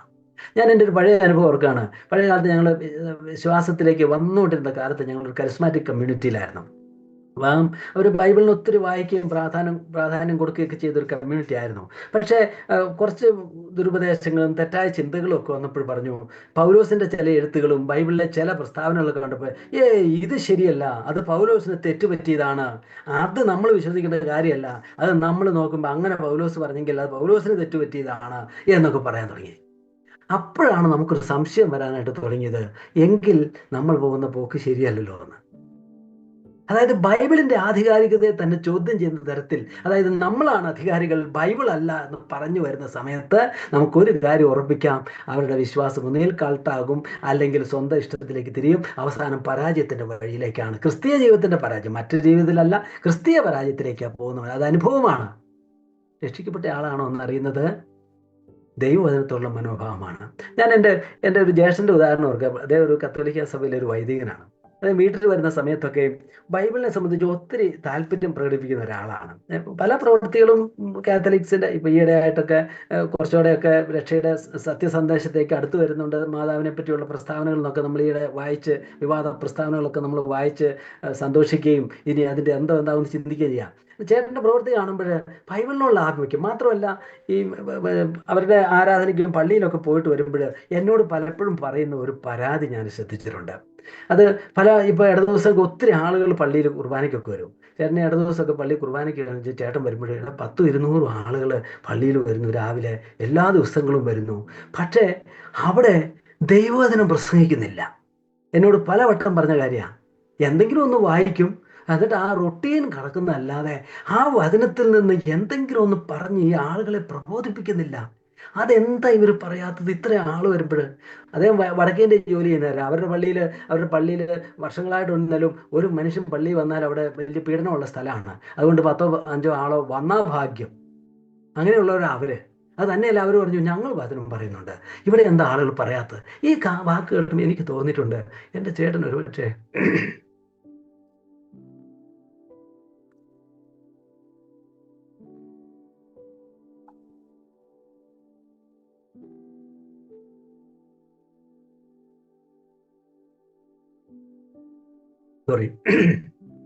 ഒരുപക്ഷെ രക്ഷിക്കപ്പെട്ട ആളായിരിക്കുമോ എന്ന് എനിക്ക് സംശയം തോന്നിയിട്ടുണ്ട്. കാരണം എന്താ? ബൈബിളിനോടുള്ള, വചനത്തോടുള്ള ആഭിമുഖ്യം. നമുക്കറിയാം, നമ്മുടെ സഭയിൽ തന്നെ ആണെങ്കിലും ദൈവവചനം പ്രസംഗിക്കുമ്പോൾ, ബൈബിൾ ക്ലാസ്സുകളോടുള്ള സമീപനം, ബൈബിളിലെ കാര്യങ്ങളൊക്കെ പറയുമ്പോൾ, അല്ലെങ്കിൽ സഭായോഗത്തിലെ ബൈബിൾ പ്രസംഗമൊക്കെ വരുമ്പോൾ അതിനോടുള്ള മനോഭാവങ്ങളും വിരക്തിയും, അതിനെ അവഗണിക്കുന്നതും, അതിനെ കുറ്റപ്പെടുത്തുന്നതും വിമർശിക്കുന്നതും, അതിൻ്റെ സമയമൊക്കെ ഇച്ചിരി കൂടുകയോ കുറയോ ഒക്കെ ചെയ്തു കഴിഞ്ഞാൽ അതിന് വലിയ ഇംഗ്ലാം ഉണ്ടാക്കുകയോ ഒക്കെ ചെയ്യുന്നത് കാണുമ്പോൾ നമുക്ക് ന്യായമായ സംശയം തോന്നും. എൻ്റെ ആടുകൾ എൻ്റെ ശബ്ദം കേൾക്കുന്നു, ആടുകൾ അല്ലാത്തവൻ ആ ശബ്ദത്തിൽ അവർക്കൊരാസ്വാദ്യതയില്ല. ഒന്ന്. രണ്ടാമത്തെ കാര്യത്തിലേക്ക് ഞാൻ വരാം. ദൈവമക്കളോടുള്ള കൂട്ടായ്മ. അതാണ് രണ്ടാമത്തെ ക്രിസ്തീയ വിശ്വാസികൾക്ക് മാത്രമുള്ള ഒരു സവിശേഷത. അതായത് സഭയോടുള്ള മനോഭാവം നോക്കിയാൽ അറിയാം ഒരാൾ രക്ഷിക്കപ്പെട്ട ആളാണോ അല്ലയോ എന്ന്. ഞാൻ ആത്യന്തികമായിട്ട് പറയല്ല, ഇതൊരു അനിവാര്യ ഘടകമാണ്. വേറെ തെറ്റായ കാരണങ്ങൾ കൊണ്ടും മോട്ടിവേഷൻസും ഒക്കെ കൊണ്ട് സഭയിൽ വലിയ ആക്റ്റീവായിട്ടൊക്കെ ഇരിക്കുന്നവരുണ്ടാകാമെങ്കിലും ഒരു ദൈവവേദനാണെങ്കിൽ അതിൻ്റെ നിർബന്ധമായിരിക്കുന്ന ഒരു തെളിവാണ് ദൈവസഭയോടുള്ള ആഭിമുഖ്യവും കൂട്ടും. ഒരു അവിശ്വാസിയെ സംബന്ധിച്ചിടത്തോളം സഭ അവനെ അസ്വസ്ഥമാക്കുന്ന ഒരു സ്ഥലമാണ്. സഭ എന്ന് പറഞ്ഞാൽ അവനൊരു വേണ്ടാത്ത, ഒരു യോജിക്കാത്ത സ്ഥലത്ത് വന്നിരിക്കുന്നത് പോലെയാണ്. മീനെ പിടിച്ച് കരയിലിട്ടു എന്ന് പറയുന്ന പോലെയാണ്. അത് കിടന്ന് പിടയ്ക്കുകയും അസ്വസ്ഥപ്പെടുകയും ഒക്കെ ചെയ്യുമ്പോൾ ഒരു വേണ്ടാത്ത സ്ഥലത്ത് അതിനെ പിടിച്ച് ആ ഉന്തി ആ വെള്ളത്തിലേക്ക് തന്നെ ഇട്ട് കഴിഞ്ഞിട്ടുണ്ടെങ്കിൽ നമുക്ക് മീൻ തിന്നുന്നവർക്ക് പിന്നെ അത് വിടാൻ തോന്നിയാലെങ്കിലും, എന്നാലും വലിയ സഹാനുഭൂതി അങ്ങനെ തോന്നിയാൽ, സകല ജീവികളോടും തോന്നിയാൽ അതിനെ പിന്നെ ആ വെള്ളത്തിലേക്ക് ഇടുമ്പോൾ നമുക്കൊരു ചാരിതാർത്ഥ്യം ഒരുപക്ഷെ തോന്നിയേക്കാം. പല വിശ്വാസികളെയും ഉന്തി ആ ലോകത്തിലേക്ക് ഇടുക. എൻ്റെ മോനെ എന്തിനാ ഇവിടെ വന്നിരിക്കുന്നത്, എൻ്റെ മോളെ എന്തിനാ ഇവിടെ വന്നിരിക്കുന്നത്, നീ ഇങ്ങനെ ഞെരുങ്ങി വിഷമിച്ച് ഇരിക്കുന്നതിലും നല്ലത് ആ പഴയ സ്ഥലമല്ലേ എന്ന് ചിന്തിച്ചു. അവർക്കാണെങ്കിൽ ഇവിടെ ഞെരുങ്ങി ഇരുന്നിട്ട് ആ പുറത്തേക്ക് ഇറങ്ങുമ്പോഴുള്ള ആ ഫ്രീഡവും ആ സന്തോഷവും ആ ആളുകളോടുള്ള കൂട്ടും ആശ്വാസവും ഒക്കെ കാണുമ്പോൾ തോന്നും ഇത് ദൈവമക്കളോടുള്ള കൂട്ട് ആസ്വദിക്കുന്നില്ല. യോഹന്നാൻ അപ്പോസ്തലൻ പറഞ്ഞു, യോഹന്നാൻ എഴുതി കർത്താവിന്റെ വചനം, നിങ്ങൾക്ക് തമ്മിൽ സ്നേഹമുണ്ടെങ്കിൽ എൻ്റെ ശിഷ്യന്മാരെന്ന് എല്ലാവരും അറിയും. 1 യോഹന്നാൻ 3-ാം അധ്യായത്തിൽ യോഹന്നാൻ എഴുതി, ദൈവത്തിന്റെ മക്കളാരെന്നും പിശാചിന്റെ മക്കളാരെന്നും ഇതിനാൽ തെളിയുന്നു. നീതി പ്രവർത്തിക്കാത്തവൻ ആരും സഹോദരനെ സ്നേഹിക്കാത്തവനും ദൈവത്തിൽ നിന്നുള്ളവനല്ല. ആദ്യം മുതൽ കേട്ട ദൂത് നാം അന്യോന്യം സ്നേഹിക്കണം എന്നല്ലോ. കയ്യൻ ദുഷ്ടനെന്നുള്ളവനായി സഹോദരനെ കൊന്നതുപോലെയല്ല അവനെ കൊല്ലുവാൻ സംഗതി എന്ത്? തൻ്റെ പ്രവൃത്തി ദോഷവും സഹോദരൻ്റെത് നീതിയും ഉള്ളതാകണ്ടത്രേ. ദൈവവിശ്വാസത്തിന്റെ, യഥാർത്ഥ വിശ്വാസത്തിന്റെ തെളിവ് ദൈവത്തിൽ നിന്ന് ജനിച്ചവരോടുള്ള സ്നേഹമാണ്. സഭ ഒരു വിശ്വാസിയുടെ കുടുംബമാണ്. ആ കൂട്ടായ്മ ഇല്ലാത്തതാണ് അവരെ അസ്വസ്ഥപ്പെടുത്തുന്നതായിരിക്കുന്ന കാര്യം. ആ കൂട്ടായ്മയിലാണ് അവരെ ഏറ്റവും സമാധാനത്തോടുകൂടെ വസിക്കുന്നത്, അവരുടെ ദുഃഖങ്ങൾ പങ്കുവയ്ക്കുന്നത്, അവർക്ക് ആശ്വാസം ലഭിക്കുന്നത്, അവർക്ക് പ്രോത്സാഹനം ലഭിക്കുന്നത്. അതില്ലാതെ ആയാൽ അവര് വളരെ അസ്വസ്ഥരായി അവർ വിഷമിക്കുന്നത് നമുക്ക് കാണാം. അത് വിശ്വാസത്തിന്റെ തെളിവാണ്. കർത്താവ് ചിലപ്പോൾ നമ്മൾ ദൂര സ്ഥലങ്ങളിലേക്കൊക്കെ പോകുമ്പോൾ ദൈവമക്കളാണ് ആദ്യം അന്വേഷിക്കുന്നത് എന്താ? ഞാൻ പോകുന്നിടത്തൊരു സഭയുണ്ടോ എന്നല്ലേ അന്വേഷിക്കുന്നത്. പിള്ളേരെ പഠിക്കാനൊക്കെ, കുട്ടികൾ പഠിക്കാനൊക്കെ ആയിട്ട് മറ്റു സ്ഥലങ്ങളിലൊക്കെ പോകുമ്പോൾ ആ കുഞ്ഞുങ്ങളുടെ ആഗ്രഹം, മാതാപിതാക്കളുടെ ആഗ്രഹം എന്താ? അവരവിടെ പോയാൽ ഏത് സഭയിൽ പോകും? എവിടെ അവർക്ക് കൂട്ടായ്മ ലഭിക്കും? അവരെ പ്രോത്സാഹിപ്പിക്കാനും കരുതാനും ശ്രദ്ധിക്കാനും ശാസിക്കാനും തിരുത്താനും മാതൃകയായിരിക്കാനും കണ്ടു വളരാനും ആ കൂട്ടം എവിടെ, ആ കുടുംബം എവിടെ എന്നല്ലേ ചിന്തിക്കുക. ആ ചിന്തയുള്ള ആളുകൾ രക്ഷിക്കപ്പെട്ട ആളുകളല്ലേ. അത് സഭയില്ലായിരുന്നു, എന്തേ പോകാത്ത? അവിടെ അടുത്തൊന്നും സഭയില്ലായിരുന്നു, പിന്നെ അങ്ങനെയായിരുന്നു ഡ്യൂട്ടി, ഇങ്ങനെയായിരുന്നു ഡ്യൂട്ടി. അതൊക്കെ സാധിക്കുന്ന കാര്യമല്ല. നിങ്ങൾക്ക് അതിൻ്റെ ബുദ്ധിമുട്ട് അറിയില്ല, എന്തൊരു പ്രയാസമാണെന്ന് അറിയാവോ? ഇതൊക്കെ പറയുമ്പോൾ എത്ര പ്രയാസമാണെങ്കിൽ നമുക്ക് ഒരു സംശയം, നമ്മളൊരു ചോദ്യചിഹ്നം ഇടും. ദൈവമക്കളോട് കൂട്ടില്ലല്ലോ. എന്തുകൊണ്ടായിരിക്കും? നമ്മുടെ കുടുംബത്തോട് അങ്ങനെയല്ലല്ലോ.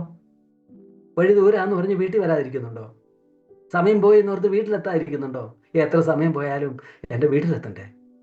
കർത്താവ് ലോകത്തിലായിരുന്നപ്പോൾ പെസഹ പെരുന്നാളിനെ സംബന്ധിച്ച് പറഞ്ഞു, പെസഹ പെരുന്നാളിന് മുമ്പേ താൻ ഈ ലോകം വിട്ട് പിതാവിൻ്റെ അടുക്കൽ പോകാനുള്ള നാഴിക വന്നു എന്ന് യേശു അറിഞ്ഞിട്ട് ലോകത്തിൽ തനിക്കുള്ളവരെ സ്നേഹിച്ചതുപോലെ അവസാനത്തോളം അവരെ സ്നേഹിച്ചു. എന്നിട്ട് കർത്താവ് പറയാണ്, ഈ പെസഹ നിങ്ങളോടുകൂടെ കഴിപ്പാൻ ഞാൻ എത്ര ആഗ്രഹിച്ചു, ഇനി ദൈവരാജ്യത്തിൽ വരുമ്പോൾ നിങ്ങളോടുകൂടി ഇനിയും കഴിക്കാനിരിക്കാന്ന് പറഞ്ഞു. ഇൻറ്റിമസി. ആ ഇൻറ്റിമസി നമുക്ക് ഫീൽ ചെയ്യുന്നില്ലെങ്കിൽ നമ്മുടെ രക്ഷയെ നമ്മൾ സംശയിക്കണം. നമ്മൾ ശരിയായ സ്ഥലത്തല്ല ഇരിക്കുന്നത്. ഒരുപക്ഷെ കരയിൽ കിടക്കുന്ന മീനായിരിക്കും. സഭായോഗങ്ങൾ ഒരു ഭാരമാണോ? വിശ്വാസമില്ലാത്തവരാകാൻ സാധ്യതയുണ്ട്. സഭായോഗങ്ങൾ വെറും സ്ഥാപിത താല്പര്യങ്ങൾക്കും സെമിത്തേരിക്കും കല്യാണത്തിനും വേണ്ടിയുള്ള ഒരു അവസരമായിട്ടാണോ എടുക്കുന്നത്? വിശ്വാസി ആയിക്കൊള്ളണമെന്നില്ല. എതിർപ്പുകളും പ്രതികൂലങ്ങളും മുമ്പ് വേറെ സ്ഥലമുണ്ടോ എന്ന് നോക്കട്ടെ, ഞാനിവിടെ വന്ന് പെട്ടുപോയി എന്ന് എപ്പോഴെങ്കിലും ചിന്തിച്ചിട്ടുണ്ടോ? വിശ്വാസി അല്ലാതാകാൻ സാധ്യതയുണ്ട്.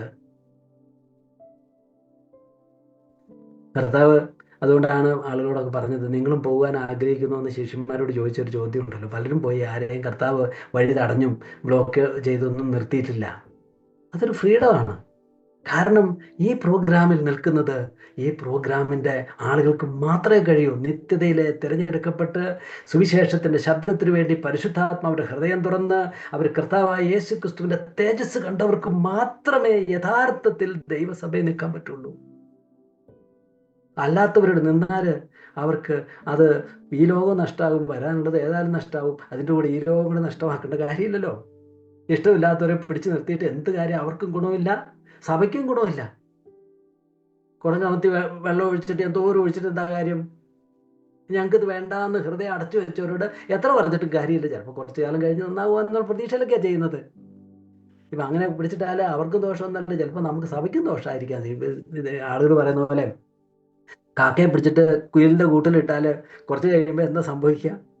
കാക്ക ആ കുയിലിൻ്റെ കൂടും പൊളിച്ച് കാക്കയുടെ വഴിക്ക് പോവില്ലേ? നിങ്ങൾക്കും പോകാൻ ആഗ്രഹമുണ്ടോ? ഞാൻ വാതിൽക്കൽ നിന്ന് മുട്ടുന്നു, ആരെങ്കിലും എൻ്റെ ശബ്ദം കേട്ട് വാതിൽ തുറന്നാൽ അവർ വന്നിരിക്കും. അവരാണ് ദൈവമക്കള്. അല്ലാതെ നിർബന്ധിച്ചും പേടിപ്പിച്ചും ഭീഷണിപ്പെടുത്തി ശാസിച്ചും ഒന്നും നിർത്തുന്നതുകൊണ്ട് നമുക്ക് പ്രയോജനമില്ല. അതുകൊണ്ട് ക്രിസ്തീയതയുടെ സ്വാതന്ത്ര്യം നമുക്കറിയാം. അത് ദൈവസഭയെ സ്നേഹിക്കുന്നവരാണെങ്കിൽ അത് വിശ്വാസത്തിൻ്റെ തെളിവാണ്. മൂന്നാമതൊരു കാര്യം സുവിശേഷം പറയുന്നതാണ്. വളരെ സിമ്പിളായിട്ട് തോന്നാം, എന്നാൽ ഒരു കാര്യം ഓർക്കണം, ഒരു വിശ്വാസിക്ക് മാത്രമേ സുവിശേഷം പറയാനായിട്ട് കഴിയുള്ളൂ. ഞാൻ സാധാരണ അർത്ഥത്തിൽ പറയുകയാണ്, ആരെക്കൊണ്ടെങ്കിലും എഴുതി കൊടുക്കാൻ മേല, പൗലോസിന്റെ സുവിശേഷം എഴുതാന്നൊക്കെ പറയാൻ മേല എന്നുള്ളതൊന്നുമല്ല. എന്നാൽ സുവിശേഷം പറയാനുള്ള ആ ആഗ്രഹം, ആ ത്വര ഒരു വിശ്വാസിയുടെ അനിവാര്യമായ ത്വരയാണ്. രക്ഷിക്കപ്പെട്ടിട്ട് ഇന്ന് വരെ വർഷങ്ങളായി ഇന്ന് വരെ ഒരാളോടും സുവിശേഷം പങ്കുവെക്കാത്ത ഒരാളാണെന്ന് ഇരിക്കട്ടെ, എന്തായിരിക്കും അതിൻ്റെ കാരണം? എന്തുകൊണ്ടായിരിക്കും? രക്ഷിക്കപ്പെടാത്തവരാകാനുള്ളതാണ് ഒന്നാമത്തെ സാധ്യത. പിന്നെ ഒരുപക്ഷെ ഭയപ്പെട്ടിട്ടായിരിക്കും, ഒരുപക്ഷെ മിണ്ടാൻ മേലാത്തതുകൊണ്ടായിരിക്കും, അല്ലെങ്കിൽ പേടിച്ചിട്ടായിരിക്കും, ഒക്കെ പറയായിരിക്കും. അതൊക്കെ കാരണങ്ങളാണെങ്കിലും അങ്ങനെ ഇനി പറഞ്ഞില്ല എന്നിരിക്കട്ടെ, സുവിശേഷക്കാരോട് ഞാൻ പറഞ്ഞിട്ടില്ല, ഒരാൾ പറഞ്ഞിട്ടില്ല എന്നുള്ളതും സമ്മതിക്കാം. എന്നാലും പറയാൻ കഴിഞ്ഞില്ലല്ലോ എന്നുള്ളൊരു ഭാരമെങ്കിലും വേണ്ടേ? അതിനൊരു പരിശ്രമമെങ്കിലും വേണ്ടേ? പല തടസ്സങ്ങളുണ്ടെങ്കിലും അതിന് ശ്രമിക്കുക വരെ ചെയ്യാത്ത, അങ്ങനെ വിഷയം പോലും മനസ്സില്ല. ഞാൻ സമയം പോകുന്നു, കാര്യങ്ങൾ ചെയ്യുന്നു. ഒരു ട്രാക്ട് വരെ കൊടുക്കുകയോ ഒരു ട്രാക്ട് കയ്യിൽ വെക്കുകയോ ഒന്ന് അറിഞ്ഞായിരുന്നേ കൊള്ളായിരുന്നു എന്ന് പറയുകയോ ഒന്നും ചിന്തിക്കാതെ ഞാനായി, എൻ്റെ രക്ഷയായി എന്ന് ചിന്തിച്ചാൽ രക്ഷ എന്താണെന്ന് മനസ്സിലായിട്ടില്ല. ഞാനൊരിക്കൽ ഒരു പെൺകുട്ടിയെ, ഒരു സ്ത്രീയെ പരിചയപ്പെട്ട് ഞാൻ ഓർക്കുന്നുണ്ട്. അവര് ഏതോ എന്താ എലമെന്റ്സ് പോലെയുള്ള എന്തോ ഒരു മരുന്നിന്റെ വിൽപ്പനക്കാരിയാണ്. അപ്പൊ ഞാൻ ചോദിച്ചു, നിങ്ങൾ എന്താ ഇതിന്റെ സെയിൽസ്മാനായിട്ട് വലിയ ലാഭം കിട്ടുന്നുണ്ടോ എന്നൊക്കെ ചോദിച്ചു. അന്നേരം അവർ ലാഭത്തിലധികം അവരെന്നോട് പറഞ്ഞൊരു കാര്യം, ഞാനൊരു തീരാ രോഗിയായിരുന്നു, ഈ മരുന്ന് കഴിച്ചിട്ടാണ് ഞാൻ സുഖമായത്, അതുകൊണ്ട് ചേട്ടാ ഞാനിത് എങ്ങനെ ഇത് കൊടുക്കാതിരിക്കുമെന്ന് ചോദിച്ചു. അവരുടെ യുക്തി എനിക്കിഷ്ടമായി. സൂപ്പറിനുണ്ടോ ഇല്ലയോ എന്ന് ഞാനതിനു വേണ്ടി അഡ്വർടൈസ് ചെയ്യല്ല, അത്ര നല്ലതാണോ എന്നൊക്കെ സൂക്ഷിച്ച് ചെയ്യേണ്ട കാര്യങ്ങളൊക്കെയാണ്. പക്ഷെ അവരുടെ അതിനോടുള്ള യുക്തി ഉണ്ടോ? എന്നെ സുഖപ്പെടുത്തിയത്, മനുഷ്യർക്ക് വെറുപ്പായിരുന്നു എന്നെ ആരോഗ്യത്തോട് നിൽക്കാൻ ശക്തിപ്പെടുത്തിയത് ഈ മരുന്നാണെങ്കിൽ ഞാനിത് എങ്ങനെ 10 പേർക്ക് കൊടുക്കാതിരിക്കും? എന്നെ ഒരു മനുഷ്യനാക്കി തീർത്തത്, നിത്യനാശത്തിന്റെ പിടിയിൽ നിന്നും എന്നെ വിടുവിച്ച് സ്വർഗീയ സൗഭാഗ്യത്തിന്റെ അവകാശിയാക്കി തീർത്തത് ഈ സുവിശേഷം, അതിന്റെ സത്യം ഞാൻ മനസ്സിലാക്കുമ്പോൾ ഇത് ഞാൻ എങ്ങനെ പറയാതിരിക്കും? പൗലോസ് അപ്പോസ്തലൻ പറഞ്ഞു, ഞാൻ സകലരോട് ഞാൻ കടപ്പെട്ടവനാണ്. ആ കടം സുവിശേഷം അറിയിക്കുന്നില്ലെങ്കിൽ എനിക്ക് ദുരിതം. ഒരു വിശ്വാസിയുടെ മനസ്സ് കണ്ടോ? ആ ഹൃദയഭാരം ഒരാൾക്കില്ലെങ്കിൽ രക്ഷയുടെ കാര്യം സംശയിക്കണം. മത്തായിയുടെ സുവിശേഷം 10:32 കർത്താവ് പറഞ്ഞു, മനുഷ്യരുടെ മുമ്പിൽ എന്നെ ഏറ്റുപറയുന്ന ഏവനെയും സ്വർഗസ്ഥനായ എൻ്റെ പിതാവിന്റെ മുമ്പിൽ ഞാനും ഏറ്റുപറയും. മനുഷ്യരുടെ മുമ്പിൽ എന്നെ തള്ളിപ്പറയുന്നവനെയോ എൻ്റെ പിതാവിന്റെ മുമ്പിൽ ഞാനും തള്ളിപ്പറയും. ഏറ്റുപറച്ചിൽ സ്വർഗത്തിലെ ഏറ്റുപറച്ചിലല്ലേ? തള്ളിപ്പറയൽ. എൻ്റെ ആളല്ല എന്ന്, ഞാനിവനെ അറിയുന്നില്ല എന്ന്. എന്തായിരുന്നു അടിസ്ഥാനം പറഞ്ഞത്? മനുഷ്യരുടെ മുമ്പിൽ എന്നെ ഏറ്റുപറഞ്ഞു എന്ന്. രക്ഷയ്ക്ക് ഏറ്റുപറച്ചിലാണ് കാരണമെന്നല്ല എൻ്റെ അർത്ഥം. മത്തായി 25 പറഞ്ഞതുപോലെ, നീ വിശ്വാസിയാണോ? ഏറ്റുപറയും. ഏറ്റുപറയാതിരിക്കാൻ കഴിയില്ല, സാക്ഷിയാകാതിരിക്കാൻ കഴിയില്ല. ജീവിതം വഴിയോ പ്രവൃത്തി വഴിയോ പ്രതികരണങ്ങൾ വഴി ഏത് നിലയിലും യേശുക്രിസ്തുവിന്റെ സാക്ഷ്യം ഈ ക്രിസ്തുവിനെ ആളുകൾ അറിയണം. ഈ ആഗ്രഹം, ഈ മോട്ടിവേഷൻ, ഈ ഭാരം ഹൃദയത്തിൽ വഹിക്കുന്നവരാണ് വിശ്വാസി. ഇത് വിശ്വാസത്തിന്റെ തെളിവാണ്. അല്ലെങ്കിൽ ഞാൻ ആരോട് സുവിശേഷം വരുത്തി രക്ഷിക്കപ്പെട്ടില്ല എന്ന് പറയുകയല്ല, നമ്മുടെ വിശ്വാസത്തിന്റെ യാഥാർത്ഥ്യത്തെ സംശയിക്കാൻ മതിയായ ഒരു കാരണമാണ് സുവിശേഷത്തോടുള്ള നമ്മുടെ ആത്മക്യമില്ലായ്മ. 4ാമത്തെ കാര്യം, പാപത്തോടുള്ള വെറുപ്പ്. ഇപ്പൊ നമ്മളത് പറയുമ്പോൾ പാപം ചെയ്യാത്തവരാണ് വിശ്വാസികൾ, വിശ്വാസിയാണ് ഈ പാപം ചെയ്യുകയില്ല എന്നല്ല നമ്മൾ പറഞ്ഞത്. യോഹന്നാൻ തന്നെയും അത് എഴുതിയപ്പോൾ അതൊരു ജനറൽ പ്രസ്താവനയായിട്ടാണ് എഴുതിയത്. അത് എഴുതിയത് ദൈവത്തിന് ജനിച്ചവരാരും പാപം ചെയ്യുന്നില്ല എന്ന് പറഞ്ഞാൽ, തിരിച്ചെന്ന് പറഞ്ഞായിരുന്നെങ്കിൽ ആലോചിച്ച് നോക്കി, ദൈവത്തിന് ജനിച്ച ഒരു പാപം ചെയ്യുന്നു എന്ന് പറഞ്ഞാൽ പറ്റുമോ? അത് പിന്നെ പാപം ചെയ്യാനുള്ള ലൈസൻസ് ആയി തീരുകയല്ലേ. അപ്പൊ അതൊരു ഒരു ഒരു ഒരു വിശ്വാസിയുടെ മോട്ടിവേഷനാണ് അവിടെ പറഞ്ഞത്. എന്നാൽ യോഹന്നാൻ ഇത് പറഞ്ഞിട്ടുണ്ട്, നമ്മൾ പാപമില്ല എന്ന് പറഞ്ഞാൽ ദൈവത്തെ കള്ളനാക്കുന്നു എന്നൊക്കെ പറഞ്ഞിട്ടുണ്ട്. അവനെ അസത്യവാദിയാക്കുന്നു, നമ്മെ തന്നെ വഞ്ചിക്കുന്നു. അപ്പൊ പാപം എന്നുള്ളൊരു യാഥാർത്ഥ്യം ഉണ്ടോ ഇല്ലയോ എന്നതുകൊണ്ട് മാത്രം ഒരു വിശ്വാസി അല്ല എന്ന് നമ്മൾ പറയുകയല്ല. അത് വസ്തുതാപരവുമാണല്ലോ, നമുക്കറിയാം. എന്നാൽ പാപത്തോടുള്ള ആറ്റിറ്റ്യൂഡ് എന്താ? അതൊരു വിശ്വാസിയിൽ നിന്ന് വെളിപ്പെടേണ്ട ഒരു ആറ്റിറ്റ്യൂഡ് പാപത്തെ വെറുക്കുന്നു എന്നുള്ള കാര്യമാണ്. ഇതൊരു അനോമലിയാണ്, ചേർച്ചക്കുറവാണ്. ഇതൊരു വിദേശ എലമെന്റ് ആണ്. ഇത് എൻ്റെ ഭാഗമല്ല. അയ്യോ കഷ്ടം, തെറ്റ് പറ്റിപ്പോകുന്നല്ലോ, പാപം ചെയ്തു പോയല്ലോ, അബദ്ധമായി പോയല്ലോ. ആ മനോഭാവം ഒരു വിശ്വാസിയുടേതാണ്. എന്നാൽ അതില്ലാതെ പാപത്തെ ന്യായീകരിക്കുകയും പാപം ആരെങ്കിലും പാപത്തെ പറ്റിയൊക്കെ പറഞ്ഞു കഴിഞ്ഞിട്ടുണ്ടെങ്കിൽ അവരെ ചോദ്യം ചെയ്യിക്കുകയും വെല്ലുവിളിക്കുകയും ഒക്കെ ചെയ്യുന്ന ഒരാളാണെങ്കിൽ നമുക്ക് സംശയം വരുന്നത് എന്താ? വിശ്വാസിയുടെ മനസ്സല്ലല്ലോ. ഒരു വിശ്വാസി പാപത്തെ വെറുക്കുന്ന ഒരാളാണല്ലോ. ഇപ്പൊ പരീക്ഷനും ചുങ്കക്കാരനെ നോക്കുക. പരീക്ഷനും ചുങ്കക്കാരനും തമ്മിൽ, ചുങ്കക്കാരൻ നീതീകരിക്കപ്പെട്ടവനായി രക്ഷിക്കപ്പെട്ടവനായിട്ട് വീട്ടിലേക്ക് പോയി. എന്താ വ്യത്യാസം? ചുങ്കക്കാരൻ പാപം ചെയ്യാത്തതുകൊണ്ടല്ല, ഒരു പരീക്ഷനേക്കാളും പാപം ഇദ്ദേഹത്തിനാണ്. പക്ഷെ പാപത്തോടുള്ള മനോഭാവം എന്തായിരുന്നു? സ്വർഗത്തേക്ക് നോക്കുവാൻ മനസ്സാകാതെ ഞാൻ പാപിയായ എന്നോട് കരുണയുണ്ടാകണമേ എന്ന് പ്രാർത്ഥിച്ചു. കർത്താവ് പറയണം നീതീകരിക്കപ്പെട്ടു എന്ന്. പാപമല്ല, പാപത്തോടുള്ള ആറ്റിറ്റ്യൂഡാണ്. മാനസാന്തരപ്പെടുന്ന പാപികൾ, അവരുടെ ആ സ്വർഗം. പാപികൾക്കല്ല. പാപികളും ചുങ്കക്കാരും പാപികൾ നിങ്ങൾക്ക് മുമ്പേ വരും. പക്ഷെ പാപത്തോടുള്ള മാനസാന്തരം. ഒരു വിശ്വാസിയും അവിശ്വാസിയും എടുത്താൽ ഈ പാപക്ഷമയുടെ ഒരു സോണിലാണ് ഒരു വിശ്വാസിയുടെ ജീവിതം. പാപക്ഷമയുടെ സോൺ എന്ന് പറഞ്ഞാൽ അവിടെ കുറ്റബോധമുണ്ട്, സങ്കടമുണ്ട്, ഏറ്റുമറിച്ചിലുണ്ട്, ക്ഷമയുണ്ട്. പിന്നെയും പാപം വന്നാലും എൻ്റെ കർത്താവെ അബദ്ധം പറ്റിപ്പോയല്ലോ എന്നുള്ള ആ ഒരു മെന്റാലിറ്റി, ആ ഒരു മേഖലയിലാണ് ഒരു വിശ്വാസി വ്യാപരിക്കുന്നത്. എത്ര വളരും തോറും പിന്നെ പാപം ഇല്ലാത്തവനായി എന്നൊന്നും അല്ല അതിൻ്റെ അർത്ഥം. പാപത്തില്ലായ്മയിൽ വളർച്ചയുണ്ടെങ്കിലും ഏറ്റവും ചെറിയ പണ്ട് പാപമൊന്നും ഗണിക്കാത്തത് പോലും ഇപ്പൊ കർത്താവെ അബദ്ധം, ഒരു നോട്ടമോ ചിന്തയോ ഒരു പ്രതികരണമോ പറയാത്തോ ഒക്കെ നമുക്ക് നമ്മുടെ മനസാക്ഷി സെൻസിറ്റീവായി നമുക്ക് പിന്നെയും എൻ്റെ കർത്താവെ അബദ്ധമുണ്ട്, ക്ഷമിക്കണം കേട്ടോ എന്ന് പറയുന്ന ആ സോണിലേക്ക് ഒരു വിശ്വാസി വളരുക. അല്ലാതെ ഇപ്പൊ ഞാൻ ആയിട്ട് വലിയ പാപങ്ങളൊന്നും ഇല്ല, പണ്ടൊക്കെ ഞാൻ മഹാഭാവിയായിരുന്നു എന്ന തരത്തിലല്ല. പാപമുണ്ട്, പക്ഷെ പാപക്ഷമയുടെ ഒരു തലം, അതൊരു മോശമായ കാര്യമാണല്ലോ എന്നുള്ളത്. ഒരു അവിശ്വാസിയെ സംബന്ധിച്ചോ അവൻ ശിക്ഷയുടെ ഒരു സോണിലാണ്, ഒരു തലത്തിലാണ്. പാപത്തെ നിഷേധിക്കുന്നു, ന്യായീകരിക്കുന്നു, വെല്ലുവിളിക്കുന്നു. ആരെങ്കിലും ചോദിച്ചു കഴിഞ്ഞിട്ടുണ്ടെങ്കിൽ നീ ആരാ ചോദിക്കാൻ, ആരാ പാപം ചെയ്യാത്തത്, ഈ തലത്തിൽ ഒരാൾ വ്യാപരിക്കുന്നുണ്ടെങ്കിൽ അത് ഒരു അവിശ്വാസിയുടെ തലമാണ്. പൊതുവെ ഞാൻ പറഞ്ഞതാണ്. വിശ്വാസിയുടെ തലോ പാപത്തെ വെറുക്കുന്ന, ഒരു പാപത്തെ ഇഷ്ടപ്പെടാതെ രക്ഷപ്പെടാൻ ആഗ്രഹിക്കുന്ന ഒരു തലത്തിലാണ് അവൻ വ്യാപരിക്കുന്നത്. ഇപ്പൊ പത്രോസിന്റെ ആ മനസാക്ഷിയുടെ ആ സെൻസിറ്റിവിറ്റി ഒന്ന് ആലോചിച്ച് നോക്കിയേ.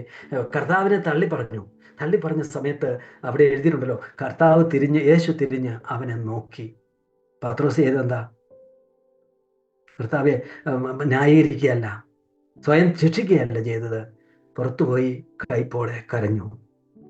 തിന്മകൾ ജീവിതത്തിൽ സംഭവിക്കുമ്പോൾ, പരാജയങ്ങൾ സംഭവിക്കുമ്പോൾ, തെറ്റുകൾ സംഭവിക്കുമ്പോൾ നമ്മുടെ ആറ്റിറ്റ്യൂഡ് എന്താ? അത് തിരുത്താനായിട്ട് ആളുകൾ നമ്മളെ സമീപിക്കുമ്പോൾ, സഭയെന്നുള്ള വിശ്വാസിയെ സമീപിച്ച് പ്രബോധിപ്പിക്കുമ്പോൾ, സഹോദര ചെയ്ത് ശരിയായില്ലല്ലോ, ഇങ്ങനെ അല്ലല്ലോ നമ്മൾ ജീവിക്കേണ്ടത്, ഇത് ദൈവവചനത്തിന് വിരുദ്ധമാണല്ലോ എന്ന് പറയുമ്പോൾ, എനിക്ക് അബദ്ധം പറ്റിപ്പോയി, എന്നോട് ക്ഷമിക്കണമെന്ന് നാഥാൻ പ്രവാചകനോട് ദാവീദ് പറഞ്ഞതുപോലെ എന്തൊരു വലിയ ക്രൂരതയും തിന്മയാ ചെയ്തത്. പക്ഷേ ഹൃദയപ്രകാരമുള്ള മനുഷ്യനായിട്ട് ചരിത്രത്തിൽ നിന്ന് എന്തുകൊണ്ടാ? കർത്താവെ, ഞാൻ തെറ്റ് ചെയ്തു പോയി, തെറ്റുപറ്റിപ്പോയി, എന്നോട് ക്ഷമിക്കണം, എന്നെ കഴുകണം, എന്നെ യഥാസ്ഥാനപ്പെടുത്തണം. ആ ആറ്റിറ്റ്യൂഡ് അതൊരു ദൈവവേദല്ല ആറ്റിറ്റ്യൂഡാണ്. നമ്മൾ ഒരർത്ഥത്തിൽ ഒരു ഹോസ്പിറ്റൽ എമർജൻസി വാർഡിൽ ഡോക്ടറുടെ മുമ്പിൽ ക്യൂ നിൽക്കുന്ന പോലെയാണ് നമ്മളൊക്കെ നിൽക്കുന്നത്. ചികിത്സ വേണം, സൗഖ്യമാക്കണം, യഥാസ്ഥാനപ്പെടുത്തണം. എൻ്റെ ഭാവങ്ങളെ, ചിന്തകളെ, ഇടപെടലുകളെ, എൻ്റെ പെരുമാറ്റങ്ങളെ, കർത്താവെ, ഒരുപാട് കുറവുകളുണ്ട്, ഇങ്ങനെയൊന്നും അല്ല ഞാൻ ജീവിക്കേണ്ടത്. ജോൺ ന്യൂട്ടൻ പറഞ്ഞതുപോലെ, ഞാൻ ആയിരിക്കേണ്ടത് എന്തോ ഞാൻ ആയിട്ടില്ല, എന്താണെന്ന് ഞാൻ ഇതുവരെ ആയിട്ടില്ല. പക്ഷെ ഞാൻ ആയിരുന്നത് ഇപ്പോഴല്ല, പണ്ടത്തെ ആളല്ല ഞാൻ, പക്ഷെ വളരാനിരിക്കുന്നു. കർത്താവിൻ്റെ തേജസ്സിന്റെ ആ രൂപം പ്രാപിക്കുമ്പോഴും തേജസ്സിന്മേൽ തേജസ് പ്രാപിക്കണം. കർത്താവെ, എന്നെ സൗഖ്യമാക്കണം, കഴുകണം. എൻ്റെ കാൽ മാത്രമല്ല, എൻ്റെ തലയും കൈയും കൂടെ കഴുകണമേ എന്ന് പത്രോസ് പറഞ്ഞ പോലെ എന്നെ കഴുകി എന്നെ ശുദ്ധിയുള്ളവനാക്കണം, വെണ്മയുള്ളവനാക്കണം, അവിടുത്തെ തേജസ്സിന് സ്വരൂപത്തിന് അനുരൂപമാക്കണം, പാപത്തെ എന്നിൽ നിന്ന് മാറ്റിക്കളയണമേ എന്നുള്ള ആ പ്രാർത്ഥന, ആ ശുദ്ധീകരണത്തിന്റെ മേഖലയിൽ വ്യാപരിക്കുന്ന, അതിനെപ്പറ്റി തിരിച്ചറിവുള്ളവരാണ് ഒരു ദൈവപൈതൽ. അഞ്ചാമത്തെ കാര്യം, ആത്മീയ വളർച്ച. ഒരു വിശ്വാസിയാണെങ്കിൽ അവൻ ആത്മീയമായി വളരുന്നവനായിരിക്കും. ഭൗതിക വളർച്ചയോ സാമ്പത്തിക വളർച്ചയോ വൈജ്ഞാനിക വളർച്ചയോ ശാരീരിക വളർച്ചയോ ഒന്നും അല്ല ഇവിടുത്തെ വിഷയം. ആത്മീയ വളർച്ച. ആ വളർച്ച ഒരു ജീവന്റെ ലക്ഷണമാണ്. ഇപ്പോൾ ഒരു ഉദാഹരണം പറഞ്ഞാൽ, ഇപ്പൊ ഈ പ്ലാസ്റ്റിക് പൂക്കളുണ്ടല്ലോ, ചില കല്യാണത്തിനൊക്കെ പോകുമ്പോൾ പൂക്കളൊക്കെ വെച്ചിരിക്കുന്ന കണ്ടാൽ നമുക്കങ്ങ് ഹൃദയാകർഷകമാണ്. പക്ഷെ നമ്മളൊന്ന് പോയി തൊട്ട് നോക്കും, ഇത് ഒറിജിനലാണോ, ഇത് ഡ്യൂപ്ലിക്കേറ്റ് ആണോ എന്ന്. ഒറിജിനലെ വെല്ലുന്ന ഡ്യൂപ്ലിക്കേറ്റുകൾ ഇപ്പോൾ ഉണ്ട്. ആരോ പറഞ്ഞ പോലെ, ഏതോ ഒരു കഥയിൽ എവിടെയോ വായിച്ചതുപോലെ, ഇത് പ്ലാസ്റ്റിക് ഒറിജിനലാണോ ഡ്യൂപ്ലിക്കേറ്റ് ആണോ തിരിച്ചറിയാനായിട്ട് ജനൽ തുറന്നിട്ടാൽ മതി. അപ്പൊ തേനീച്ചകൾ വന്ന് ഈ പൂവിലെ തേൻ നുകരാനായിട്ട് വന്നാൽ ഇത് ഒറിജിനലാണ്, അല്ലെങ്കിൽ ഇത് ഒറിജിനൽ അല്ല. എത്ര സുന്ദരമായിട്ട് തോന്നിയാൽ ഒറിജിനൽ അല്ല. അതിന് വെള്ളം ഒഴിച്ചില്ലെങ്കിൽ അത് തളർന്നു പോകുമെങ്കിൽ ഒറിജിനൽ അല്ല. വെള്ളം ഒഴിച്ചാൽ പുഷ്ടിപ്പെടുമെങ്കിൽ അത് ഒറിജിനലാണ്. യഥാർത്ഥ ജീവനുള്ള വസ്തുവാണെങ്കിൽ അതിന് വളർച്ച ഉണ്ടാവും. ഇനി വളർച്ച മാത്രമല്ല, അതിൻ്റെ വളരാനുള്ള വെള്ളവും വളമൊക്കെ കൊടുത്തില്ലെങ്കിൽ, ഭക്ഷണമൊക്കെ കൊടുത്തില്ലെങ്കിൽ അത് തളരും. അപ്പൊ ഈ തളർച്ചയും വളർച്ചയും, ദൈവവചനവും കേൾക്കുന്നില്ല, വിശ്വാസികളും ഇല്ലെങ്കിൽ ആളിന് കണ്ടോ ക്ഷീണം, അയ്യോ ഞാൻ ക്ഷീണിക്കുകയാണല്ലോ എന്ന് തോന്നും. ഇതൊക്കെ ഉണ്ടെങ്കിലോ ആള് വളരും. ആത്മീയമായിരിക്കുന്ന ഭക്ഷണം, ആ വളർച്ചയില്ലെങ്കിൽ ഒരു വ്യത്യാസവും ഇല്ല. ആ വന്നതുപോലെ തന്നെ, അതുപോലെ തന്നെ എപ്പോഴും അതേ വാക്ക്, അതേ പ്രവൃത്തി, അതുപോലെ തന്നെ മിണ്ടാതെ ഒരു മൂലയ്ക്കിൽ വന്നിരിക്കുന്നു. ഒരു വളർച്ചയില്ല, വർഷങ്ങളായി ഒരു വ്യത്യാസം ഇല്ലെങ്കിൽ എന്ത് ചിന്തിക്കണം? പുള്ളി ജീവനില്ലായിരിക്കും, വന്നിരിക്കുന്നതേ ഉണ്ടാവുള്ളൂ. ഈ വചനങ്ങളൊന്നും കേൾക്കുന്നുണ്ടാവില്ല, ഈ പ്രവർത്തനങ്ങളൊന്നും അങ്ങോട്ട് കയറുന്നില്ല. വളർച്ച നോക്കണം. ഇനി ഇതൊന്നും ഇല്ലാതെ വരുമ്പോൾ ആളുകൾ അയ്യോ സഭയില്ല, കൂട്ടായ്മ കുറെ കാലം വരാനിരുന്നെങ്കിൽ അതിൻ്റെ സങ്കടവും വിഷമവും, അയ്യോ എനിക്ക് വിഷമമാകുന്നു, ദൈവവചനം കേട്ടിട്ടും സഹോദരന്മാരെ കണ്ടിട്ട് പറയുന്നത് ആളായല്ലോ എന്നൊക്കെ തോന്നിയാൽ, ആ തളർച്ച വന്നാൽ ആത്മീയ വളർച്ച ജീവന്റെ ലക്ഷണമാണ്. ആൾ രക്ഷിക്കപ്പെട്ട ആളാണ്. ആറാമതൊരു കാര്യം എൻ്റെ മനസ്സിൽ വന്നത് ആത്മാവിൻ്റെ ഫലം. ഈ ആത്മാവിൻ്റെ ഫലം എന്ന് ഞാൻ പ്രത്യേകിച്ച് പറഞ്ഞൊരു കാര്യം, ഇത് ആത്മാവിന്റെ ഫലം എന്നാണ് ഗലാത്യ ലേഖനം 5:22 പറഞ്ഞത്. ആത്മാവിന്റെ ഫലമോ സ്നേഹം, സന്തോഷം, സമാധാനം, ദീർഘക്ഷമതയ, പരോപകാരം, വിശ്വസ്തത, സൗമ്യത, ഇന്ദ്രിയ ജയം. ഇവയ്ക്ക് വിരോധമായ ഒരു ന്യായ പ്രമാണവും ഇല്ല. ഇത് ആത്മാവിന്റെ ഫലമായ സ്നേഹത്തെ പറ്റി പറഞ്ഞതാ. വെറും സ്നേഹത്തെ പറ്റിയല്ല, വെറും സന്തോഷത്തെ പറ്റിയല്ല, വെറും സമാധാനവും ദീർഘക്ഷമയെ പറ്റിയും ദയയെ പറ്റിയല്ല. ഇത് ആത്മാവിന്റെ സ്നേഹത്തെ പറ്റിയാണ്, ആത്മാവിന്റെ സമാധാനത്തെ പറ്റിയാണ്, ആത്മീയ സന്തോഷത്തെ പറ്റിയാണ് ഇവിടെ പറഞ്ഞത്. അത് വേറൊരു സ്നേഹമാണെന്നും കൂടെ നമ്മൾ ഓർക്കണം. കർത്താവിന്റെ സ്നേഹം ഒരു സ്വർഗീയ സ്നേഹമാണ്. യോഹന്നാൻ 3:16 നമ്മൾ വായിക്കുന്നുണ്ടല്ലോ. ആ സ്നേഹം, ഏത് സ്നേഹം അങ്ങോട്ടാ കർത്താവ് നമ്മളെ സ്നേഹിച്ചത്? ദൈവം നമ്മെ സ്നേഹിച്ചതാ നിത്യജീവൻ പ്രാപിക്കേണ്ടതിന് അവനെ നൽകുവാൻ തക്ക വിധമുള്ള സ്നേഹം. അത് ലോകത്തിൽ ഒരു മനുഷ്യനെ സ്നേഹിക്കാൻ പറ്റുന്ന സ്നേഹമല്ല. അതുപോലെ ദൈവമക്കളിലേക്ക് പകർന്നിരിക്കുന്ന സ്നേഹം ഏതാ? ദൈവത്തിന്റെ സ്നേഹം അവന്റെ ആത്മാവിനാൽ നമ്മളിലേക്ക് പകർന്നിരിക്കുന്നുവെന്ന്. പരിശുദ്ധാത്മാവ് വന്നപ്പോൾ കൊണ്ടുവന്നത് ഈ ലോകത്തിലെ സ്നേഹമല്ല. ഈ ലോകത്തിലെ സ്നേഹമുള്ളവരാണ് എല്ലാ മനുഷ്യരും. എല്ലാവർക്കും, അമ്മമാർക്കും മക്കളോടും ഭാര്യമാർക്കും ഭർത്താക്കന്മാരോടും തിരിച്ചും സഹാനുഭൂതിയും ഒക്കെ സ്നേഹമൊക്കെ എല്ലാവർക്കും ഇല്ലേ? പക്ഷെ നമുക്കുള്ള സ്നേഹം ഏതാ? ഒരു മനുഷ്യനെ കർത്താവിനെ അറിയിക്കണം, നിത്യജീവനിലേക്ക് പ്രവേശിപ്പിക്കണം, യേശു ക്രിസ്തുവിനെ പരിചയപ്പെടുത്തണം, അതിനുവേണ്ടി ത്യാഗം സഹിക്കണം. അപ്പസ്തോലനൊക്കെ സ്നേഹിച്ചത് എങ്ങനെയാ? പൗലോസ് അപ്പസ്തോലനെ സ്നേഹിച്ച മനുഷ്യനാണെങ്കിൽ എന്തായിരുന്നു ആ സ്നേഹം? ആ സ്നേഹം സുവിശേഷം പറയാന്നുള്ളത് അല്ലാതെ അതിനുവേണ്ടി ത്യാഗം സഹിക്കാന്നുള്ള വേറെ എന്താ ഉള്ളത്? ആശുപത്രി സ്ഥാപിക്കുകയോ കോളേജോ തുടങ്ങുകയോ ഒന്നും പ്രത്യേകിച്ച് കാണുന്നില്ല. ഒരുപാട് ഒരു നന്മയും ചെയ്തില്ലെന്നല്ല ഞാൻ പറയുന്നത്. കാണുന്നത് എന്താ? സുവിശേഷത്തിന് വേണ്ടി മരിക്കാൻ, രക്തമൊഴിക്കപ്പെടാൻ തയ്യാറായി. ആ സ്നേഹം അത് ആർക്കേ പറ്റുള്ളൂ? അത് വിശ്വാസിക്കേ കഴിയൂ. ആ സന്തോഷം അത് ലോകം തരുന്ന സന്തോഷമല്ല, പരിശുദ്ധാത്മാവിന്റെ സന്തോഷം. നീതിയും സമാധാനവും പരിശുദ്ധാത്മാവിന്റെ സന്തോഷവും. ലോകത്തിന്റെ സന്തോഷം ഇല്ല, പലപ്പോഴും ദുഃഖവും പ്രയാസവും ഭയവും ഒക്കെയാണ്. പക്ഷെ ആത്മാവിന്റെ സന്തോഷം, സംതൃപ്തി, ആത്മീയ സംതൃപ്തി, ലോക സംതൃപ്തി ഇല്ല. ധനം, ആത്മീയ ധനം, ലോകപ്രകാരം ദരിദ്രരാണ്, വീട് കിടക്കുന്നവരാണ്, കഷ്ടം അനുഭവിക്കുന്നവരാണ്. എന്നാൽ ആത്മീയമായിട്ടോ സമ്പന്നന്മാർ, എല്ലാവരെയും ശക്തന്മാരാക്കുന്നവർ. സമാധാനം ലോകം തരുന്ന സമാധാനമല്ല. അത് ലോകത്തിലെ വഴികളൊക്കെ ഉണ്ട് സമാധാനത്തിന്, പല വഴികളൊക്കെ ഉണ്ട്. ദൈവം തരുന്ന സമാധാനം എല്ലാം പ്രതികൂലമാണെങ്കിലും ദൈവിക സമാധാനം. അതുപോലെ ഓരോ കാര്യവും, സൗമ്യതയും വിശ്വസ്തയൊക്കെ എടുത്താൽ അതിലൊരു ആത്മീയ തലമുണ്ട്. അതാണ് ക്രിസ്തീയ വിശ്വാസിയുടെ വിശ്വാസത്തിന്റെ തെളിവ്. വെറും സ്നേഹമല്ല. വെറും സ്നേഹമാണെങ്കിൽ ലോകത്തിൽ എല്ലാവർക്കും സ്നേഹമില്ലേ? ആ സ്നേഹം തെറ്റല്ല, അതൊക്കെ ശരിയാണ്. പക്ഷെ ദൈവവൈതലിന്റെ സ്നേഹം ഒരാത്മീയമായിരിക്കും സ്നേഹമാണ്. അവസാനത്തെ ഒരു കാര്യം, സ്വർഗീയ ജീവിതത്തിലുള്ള പ്രത്യാശ. അത് വളരെ സിമ്പിളാണ്. ഒരു നാൾ രക്ഷിക്കപ്പെട്ട ആളാണെന്നുള്ള ഏറ്റവും വലിയ തെളിവ് നമ്മളാണെങ്കിലും എങ്ങനെയാണ് തിരിച്ചറിയുന്നത്? നമ്മളൊരു ചോദ്യം ചോദിക്കും ആളുകളോട്, മരിച്ചാൽ സ്വർഗത്തിൽ പോകുമെന്ന് ചോദിക്കും. വളരെ ലളിതമായ ചോദ്യം. മരിച്ചാൽ സ്വർഗത്തിൽ പോകുമോ? അന്നേരം ആളുകൾ പറയും, അതൊക്കെ അവനവന്റെ പ്രവൃത്തിയുടെ അടിസ്ഥാനത്തിലല്ലേ എന്ന് പറഞ്ഞാൽ നമ്മൾ ഒരു കാര്യം തീരുമാനിച്ചു, ഇല്ലേ? എന്താ തീരുമാനിച്ചത്? ഈ മനുഷ്യൻ രക്ഷിക്കപ്പെട്ട ആള് അല്ല എന്ന് പറഞ്ഞാൽ പ്രത്യാശയില്ല. ഇനി ഉണ്ടെങ്കിൽ തന്നെ തെറ്റായ ബോധ്യങ്ങളുടെ അടിസ്ഥാനത്തിലുള്ള വ്യാജ പ്രത്യാശകളാണ്. രക്ഷിക്കപ്പെട്ട ആളാണെങ്കിൽ അതിന്റെ തെളിവ് പ്രത്യാശ. റോമാലേഖനത്തിൽ പറഞ്ഞു, പ്രത്യാശയാലല്ലോ നാം രക്ഷിക്കപ്പെട്ടിരിക്കുന്നത് എന്ന് പറഞ്ഞാൽ പ്രത്യാശയുണ്ട് ഇയാൾക്ക്. ആ പ്രത്യാശ എവിടെയാണ് വെച്ചിരിക്കുന്നത്? സ്വർഗത്തിൽ. വാടാത്ത ഒരു പ്രത്യാശ. ഇളകുന്ന ലോകത്തിലെ പ്രത്യാശയല്ല, ഇളകാത്തത്, നിലനിൽക്കുന്നത്, ശാശ്വതമായത്. അവിടെയാണ് പ്രത്യാശ വെച്ചിരിക്കുന്നത് എങ്കിൽ രക്ഷിക്കപ്പെട്ട ആളായിരിക്കും. ഞാനൊരിക്കൽ ഒരു സ്ത്രീയോട് ചോദിച്ചു, ഞാൻ ഓർക്കുന്നുണ്ട്. ഇത്തിരി പ്രായമുള്ളൊരു സ്ത്രീയാണ്, വിശ്വാസിയാണെന്നൊക്കെ ഒരു സൂചന കിട്ടിയപ്പോൾ ഞാൻ ചോദിച്ചു, വിശ്വാസിയല്ലേ, നിങ്ങൾ സഭയിലൊക്കെ പോകുന്നതെന്നൊക്കെ ചോദിച്ചിട്ട് പറഞ്ഞു, അല്ല, ഈ കർത്താവിനെ വിശ്വസിച്ചിട്ട് എന്താ ലഭിച്ചത്? എന്തുകൊണ്ടാണ് ഈ കർത്താവിനെ ഞങ്ങൾ വിശ്വസിച്ചത്? എന്ത് കിട്ടി അതുകൊണ്ട്? അന്നേരം എന്നോട് വളരെ വികാരഭരിതമായിട്ട് പറഞ്ഞു, അവർ വലിയ രോഗിയായിരുന്നു, അവർക്ക് രോഗസൗഖ്യം കിട്ടി, അങ്ങനെ ആ പാസ്റ്റർ പ്രാർത്ഥിച്ച് എനിക്ക് സൗഖ്യം കിട്ടിയെന്ന് പറഞ്ഞു. ശരിയായിരിക്കും. അത് പറഞ്ഞാൽ വിശ്വാസി എന്തെങ്കിലും ഉണ്ടോ? ഇല്ല.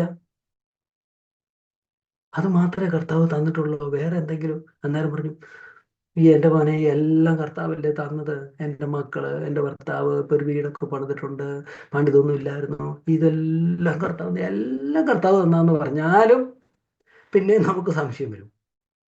എന്നാ വ്യക്തി പറയാന്നിരിക്കട്ടെ, എനിക്ക് സംശയം തോന്നി, സ്നാനപ്പെട്ടതാന്ന് പറഞ്ഞു. എനിക്ക് നല്ലൊരു വ്യക്തി പറയാണ്, കർത്താവ് എനിക്ക് തന്നതോ, എനിക്ക് നിത്യജീവൻ തന്നു. ഈ ലോകത്തിലെ ജീവിതമല്ല, കർത്താവ് വരുമ്പോൾ എന്നെയും കൂടി അവൻ്റെ കൂടെ കൊണ്ടുപോകും. അപ്പൊ ഞാൻ ചോദിക്കുകയാണ്, അപ്പൊ കർത്താവ് വരുമ്പോൾ സ്വർഗത്തിൽ പോവാം? അല്ല, അതുകൊണ്ട് അതുകൊണ്ട് രക്ഷിക്കപ്പെട്ട ആളാണോ? അല്ലാതെ ഞാൻ പറയുന്നില്ല, ചിലപ്പോൾ അറിവില്ലായ്മ കൊണ്ട് പറഞ്ഞതായിരിക്കാം. എങ്കിലും രക്ഷയുടെ തെളിവ് എന്താ? യഥാർത്ഥ വിശ്വാസത്തിന്റെ തെളിവ് നിത്യജീവന്റെ പ്രത്യാശയാണ്, സ്വർഗീയമായ പ്രത്യാശ. കർത്താവ് പറഞ്ഞു, നിങ്ങളുടെ നിക്ഷേപം എവിടെയാന്ന് ചോദിച്ചു. നിങ്ങളുടെ പ്രതീക്ഷ വെച്ചിരിക്കുന്നത് എവിടെയാണ്? നിങ്ങളുടെ ഹൃദയം ഉടക്കിയിരിക്കുന്നത് എവിടെയാണ്? ഇവിടുത്തെ നിക്ഷേപങ്ങളിലാണോ? പണത്തിലും പ്രതാപത്തിലും സമ്പത്തിലും സുഖഭോഗങ്ങളിലും ഇവിടുത്തെ സന്തോഷങ്ങളിലുമാണോ? അതോ ഇതെല്ലാം നഷ്ടമായാലും ഇതിലൊക്കെ അഴച്ചു പിടിച്ച് വേണ്ടെന്ന് വെച്ചാലും സ്വർഗത്തിലെ നിക്ഷേപം, ദൈവരാജ്യത്തിലെ നിക്ഷേപം, അവിടെയാണോ നിങ്ങളുടെ ഹൃദയം ഇരിക്കുന്നത്? അത് നമ്മൾ ഓരോ വിഷയങ്ങളും ചിലപ്പോൾ അറിയാം. നമുക്ക് പ്രശ്നങ്ങൾ വരുമ്പോൾ ഇടപെടുന്ന കണ്ടാൽ അറിയാം, വിട്ടുവീഴ്ചകളുടെ മേഖലകൾ കണ്ടാൽ അറിയാം, ബന്ധങ്ങൾ പുനഃക്രമീകരിക്കുമ്പോൾ നമുക്കറിയാം. അബ്രഹാമിനെ ലോത്തിനെ നോക്കിയാൽ നമുക്കത് മനസ്സിലാവും. എവിടെയാ പ്രതീക്ഷ? ഏതാണ് ഓഹരി? ഏതാണ് നിക്ഷേപം? ഏതാണ് സമ്പത്ത്? സ്വർഗം, നിത്യജീവൻ, വരുവാനുള്ളത്. രക്ഷിക്കപ്പെട്ട ആളായിരിക്കും. അല്ല എങ്കിൽ രക്ഷിക്കപ്പെട്ട ആളല്ല. നമ്മൾ പറഞ്ഞായിരിക്കും, ഞാൻ അവസാനിപ്പിക്കാം. ഒരു രക്ഷിക്കപ്പെടാത്ത ഒരാളാണെങ്കിൽ, ഒരു കപടവിശ്വാസിയാണെങ്കിൽ, കപടഭക്തനാണെങ്കിൽ ഒരളവിൽ വരാനുള്ള ലോകം നഷ്ടമാകും എന്നുള്ളത് ഉറപ്പ്. 5 കന്യകമാരെ പോലെ എത്ര കാത്തിരുന്നാലും അവസാനം വാതിലടയ്ക്കും. ഞങ്ങൾക്കും തുറന്നു തരണേ എന്ന് പറയുമ്പോൾ, ഞാൻ നിങ്ങളെ അറിയുന്നില്ല, പക്ഷെ ഞങ്ങൾ ഉണ്ടായിരുന്നല്ലോ, കാത്തിരിക്കുകയായിരുന്നല്ലോ, കഥയും പാട്ടും ഒക്കെ പറഞ്ഞ് ഒരുമിച്ചായിരുന്നല്ലോ ഇത്രയും നേരം എന്ന് പറഞ്ഞിട്ട് കാര്യമില്ല. ഞാൻ നിങ്ങളെ എന്താ അറിയാതെ പോയത്? രക്ഷിക്കപ്പെട്ടില്ലാതെ ഉള്ളൂ. അവർക്ക് വരാനുള്ള നഷ്ടമാവും. മാത്രമല്ല, ഈ ലോകവും നഷ്ടമാവും. ഈ ഞായറാഴ്ചകളിലും ഈ പ്രാർത്ഥനാ യോഗങ്ങളിലും രാത്രിയും പകലും ക്യാമ്പും ഒക്കെ ആടി ഇങ്ങനെ പോയി ഇതിൻ്റെ കൂടെ ഒക്കെ നടന്ന് ആ സമയത്ത് ലോകപ്രകാരം പലതും ചെയ്തുകൂടെ? കയ്യിനൊക്കെ എടുത്ത് തീരുമാനം നോക്കിയേ. ദൈവം വേണ്ടാന്ന് തീരുമാനിച്ചപ്പോൾ ആ പുള്ളി ദൈവത്തിൻ്റെ അടുത്ത് ദൂരെ പോയിട്ട് ഒരു പട്ടണം പണിതു. എന്തെല്ലാം പരിപാടികളൊക്കെയാണ് ചെയ്തത്. പലതും ചെയ്യാം. പക്ഷെ ഇത് ഈ കപടവിശ്വാസികളായിട്ടിരുന്നാൽ ദൈവത്തിൽ നിന്ന് അകന്നു പോകാതിരുന്ന് ഇതിൽ കൂടെ നിൽക്കുകയും ചെയ്യും. അതും നഷ്ടമാകും, ഇതും നഷ്ടമാകും. രണ്ടും നഷ്ടമാക്കണതിന് ഏതെങ്കിലും ഒന്ന് നഷ്ടമാക്കിയാൽ പോരെ. നമ്മുടെ അഭിപ്രായത്തിൽ നഷ്ടമാക്കണ്ട, നിത്യജീവനെ മുറുകെ പിടിക്കാനായിട്ട് നമുക്ക് കഴിയും. 2 കൊരിന്ത്യർ 13:5 ഇതും പറഞ്ഞ വാക്കൊന്നുകൂടി ഞാൻ ഓർമ്മിപ്പിക്കാം. നിങ്ങൾ വിശ്വാസത്തിലിരിക്കുന്നു എന്ന് നിങ്ങളെ തന്നെ പരീക്ഷിപ്പിൻ, നിങ്ങളെ തന്നെ പരിശോധിക്കുവിൻ. നിങ്ങൾ കൊള്ളരുതാത്തവരല്ല എന്ന് വരികിൽ യേശു ക്രിസ്തു നിങ്ങളിൽ ഉണ്ട് എന്ന് നിങ്ങളെ തന്നെ അറിയുന്നില്ലയോ? കൊള്ളരുതാത്തവരാണോ നമ്മുടെ പ്രവൃത്തികളും നമ്മുടെ മനോഭാവങ്ങളും നമ്മുടെ മൂല്യങ്ങളും നമ്മുടെ പ്രതികരണങ്ങളും ഒക്കെ നമുക്ക് പരിശോധിച്ച് നോക്കിയാൽ, കർത്താവേ, ഞാൻ രക്ഷിക്കപ്പെട്ട ആളാണല്ലോ എന്ന് നമുക്ക് മനസ്സിലാവും. മറ്റുള്ളവർക്കും ഒരളവോളമൊക്കെ മനസ്സിലാകും.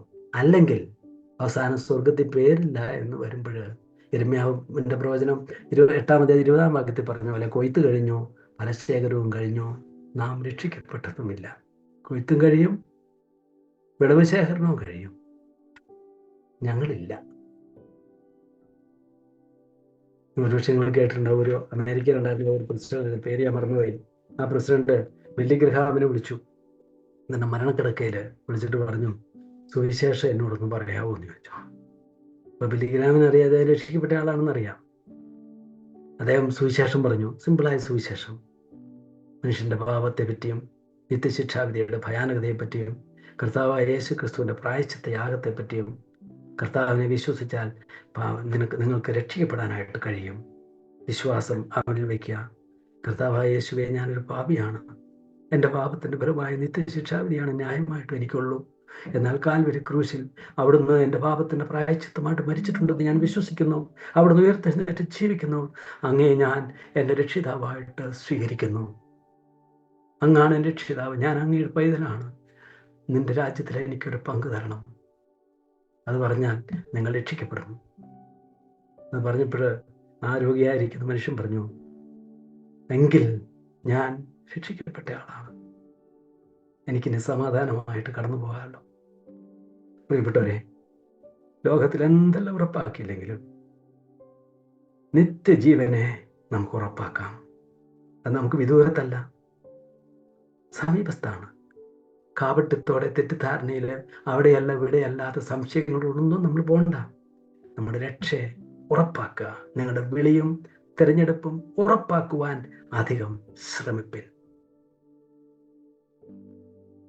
രക്ഷയുടെ ഉത്തമ ബോധ്യത്തോടുകൂടെ പ്രതീക്ഷയോടും പ്രത്യാശയോടും ജീവിക്കാനായിട്ട് നമുക്ക് എല്ലാവർക്കും കഴിയട്ടെ എന്ന് ഞാൻ പ്രാർത്ഥിക്കുകയും ആശംസിക്കുകയും ചെയ്യുന്നു. ദൈവത്തിന്റെ നാമം മഹത്വപ്പെടുമാറാകട്ടെ. ഒരുപക്ഷെ ഈ ക്ലാസ്സിൽ നാം വിശ്വാസത്തിൽ തന്നെയോ നാം രക്ഷിക്കപ്പെട്ടവർ തന്നെയോ എന്ന് പരിശോധിക്കുവാൻ ദൈവം തൻ്റെ ദാസനിലൂടെ ഈ സമയം നമുക്ക് മുമ്പിൽ വെച്ച് തന്നു. ഒന്നും കൂടി പരിശോധിക്കാനുള്ള ഒരു അവസരം നൽകിയത് ഓർത്ത് ദൈവത്തിന് സ്തോത്രം ചെയ്യാം. ഒപ്പം ഈ വിഷയം ഈ നിലയിൽ സംസാരിക്കുവാൻ ദൈവം കൃപ കൊടുത്തു. ഞങ്ങളുടെ ഇതിൽ പങ്കെടുക്കുന്ന എല്ലാവരുടെയും പേരിൽ ചേട്ടനോടുള്ള നന്ദി ഈ സമയത്ത് അർപ്പിക്കുകയാണ്.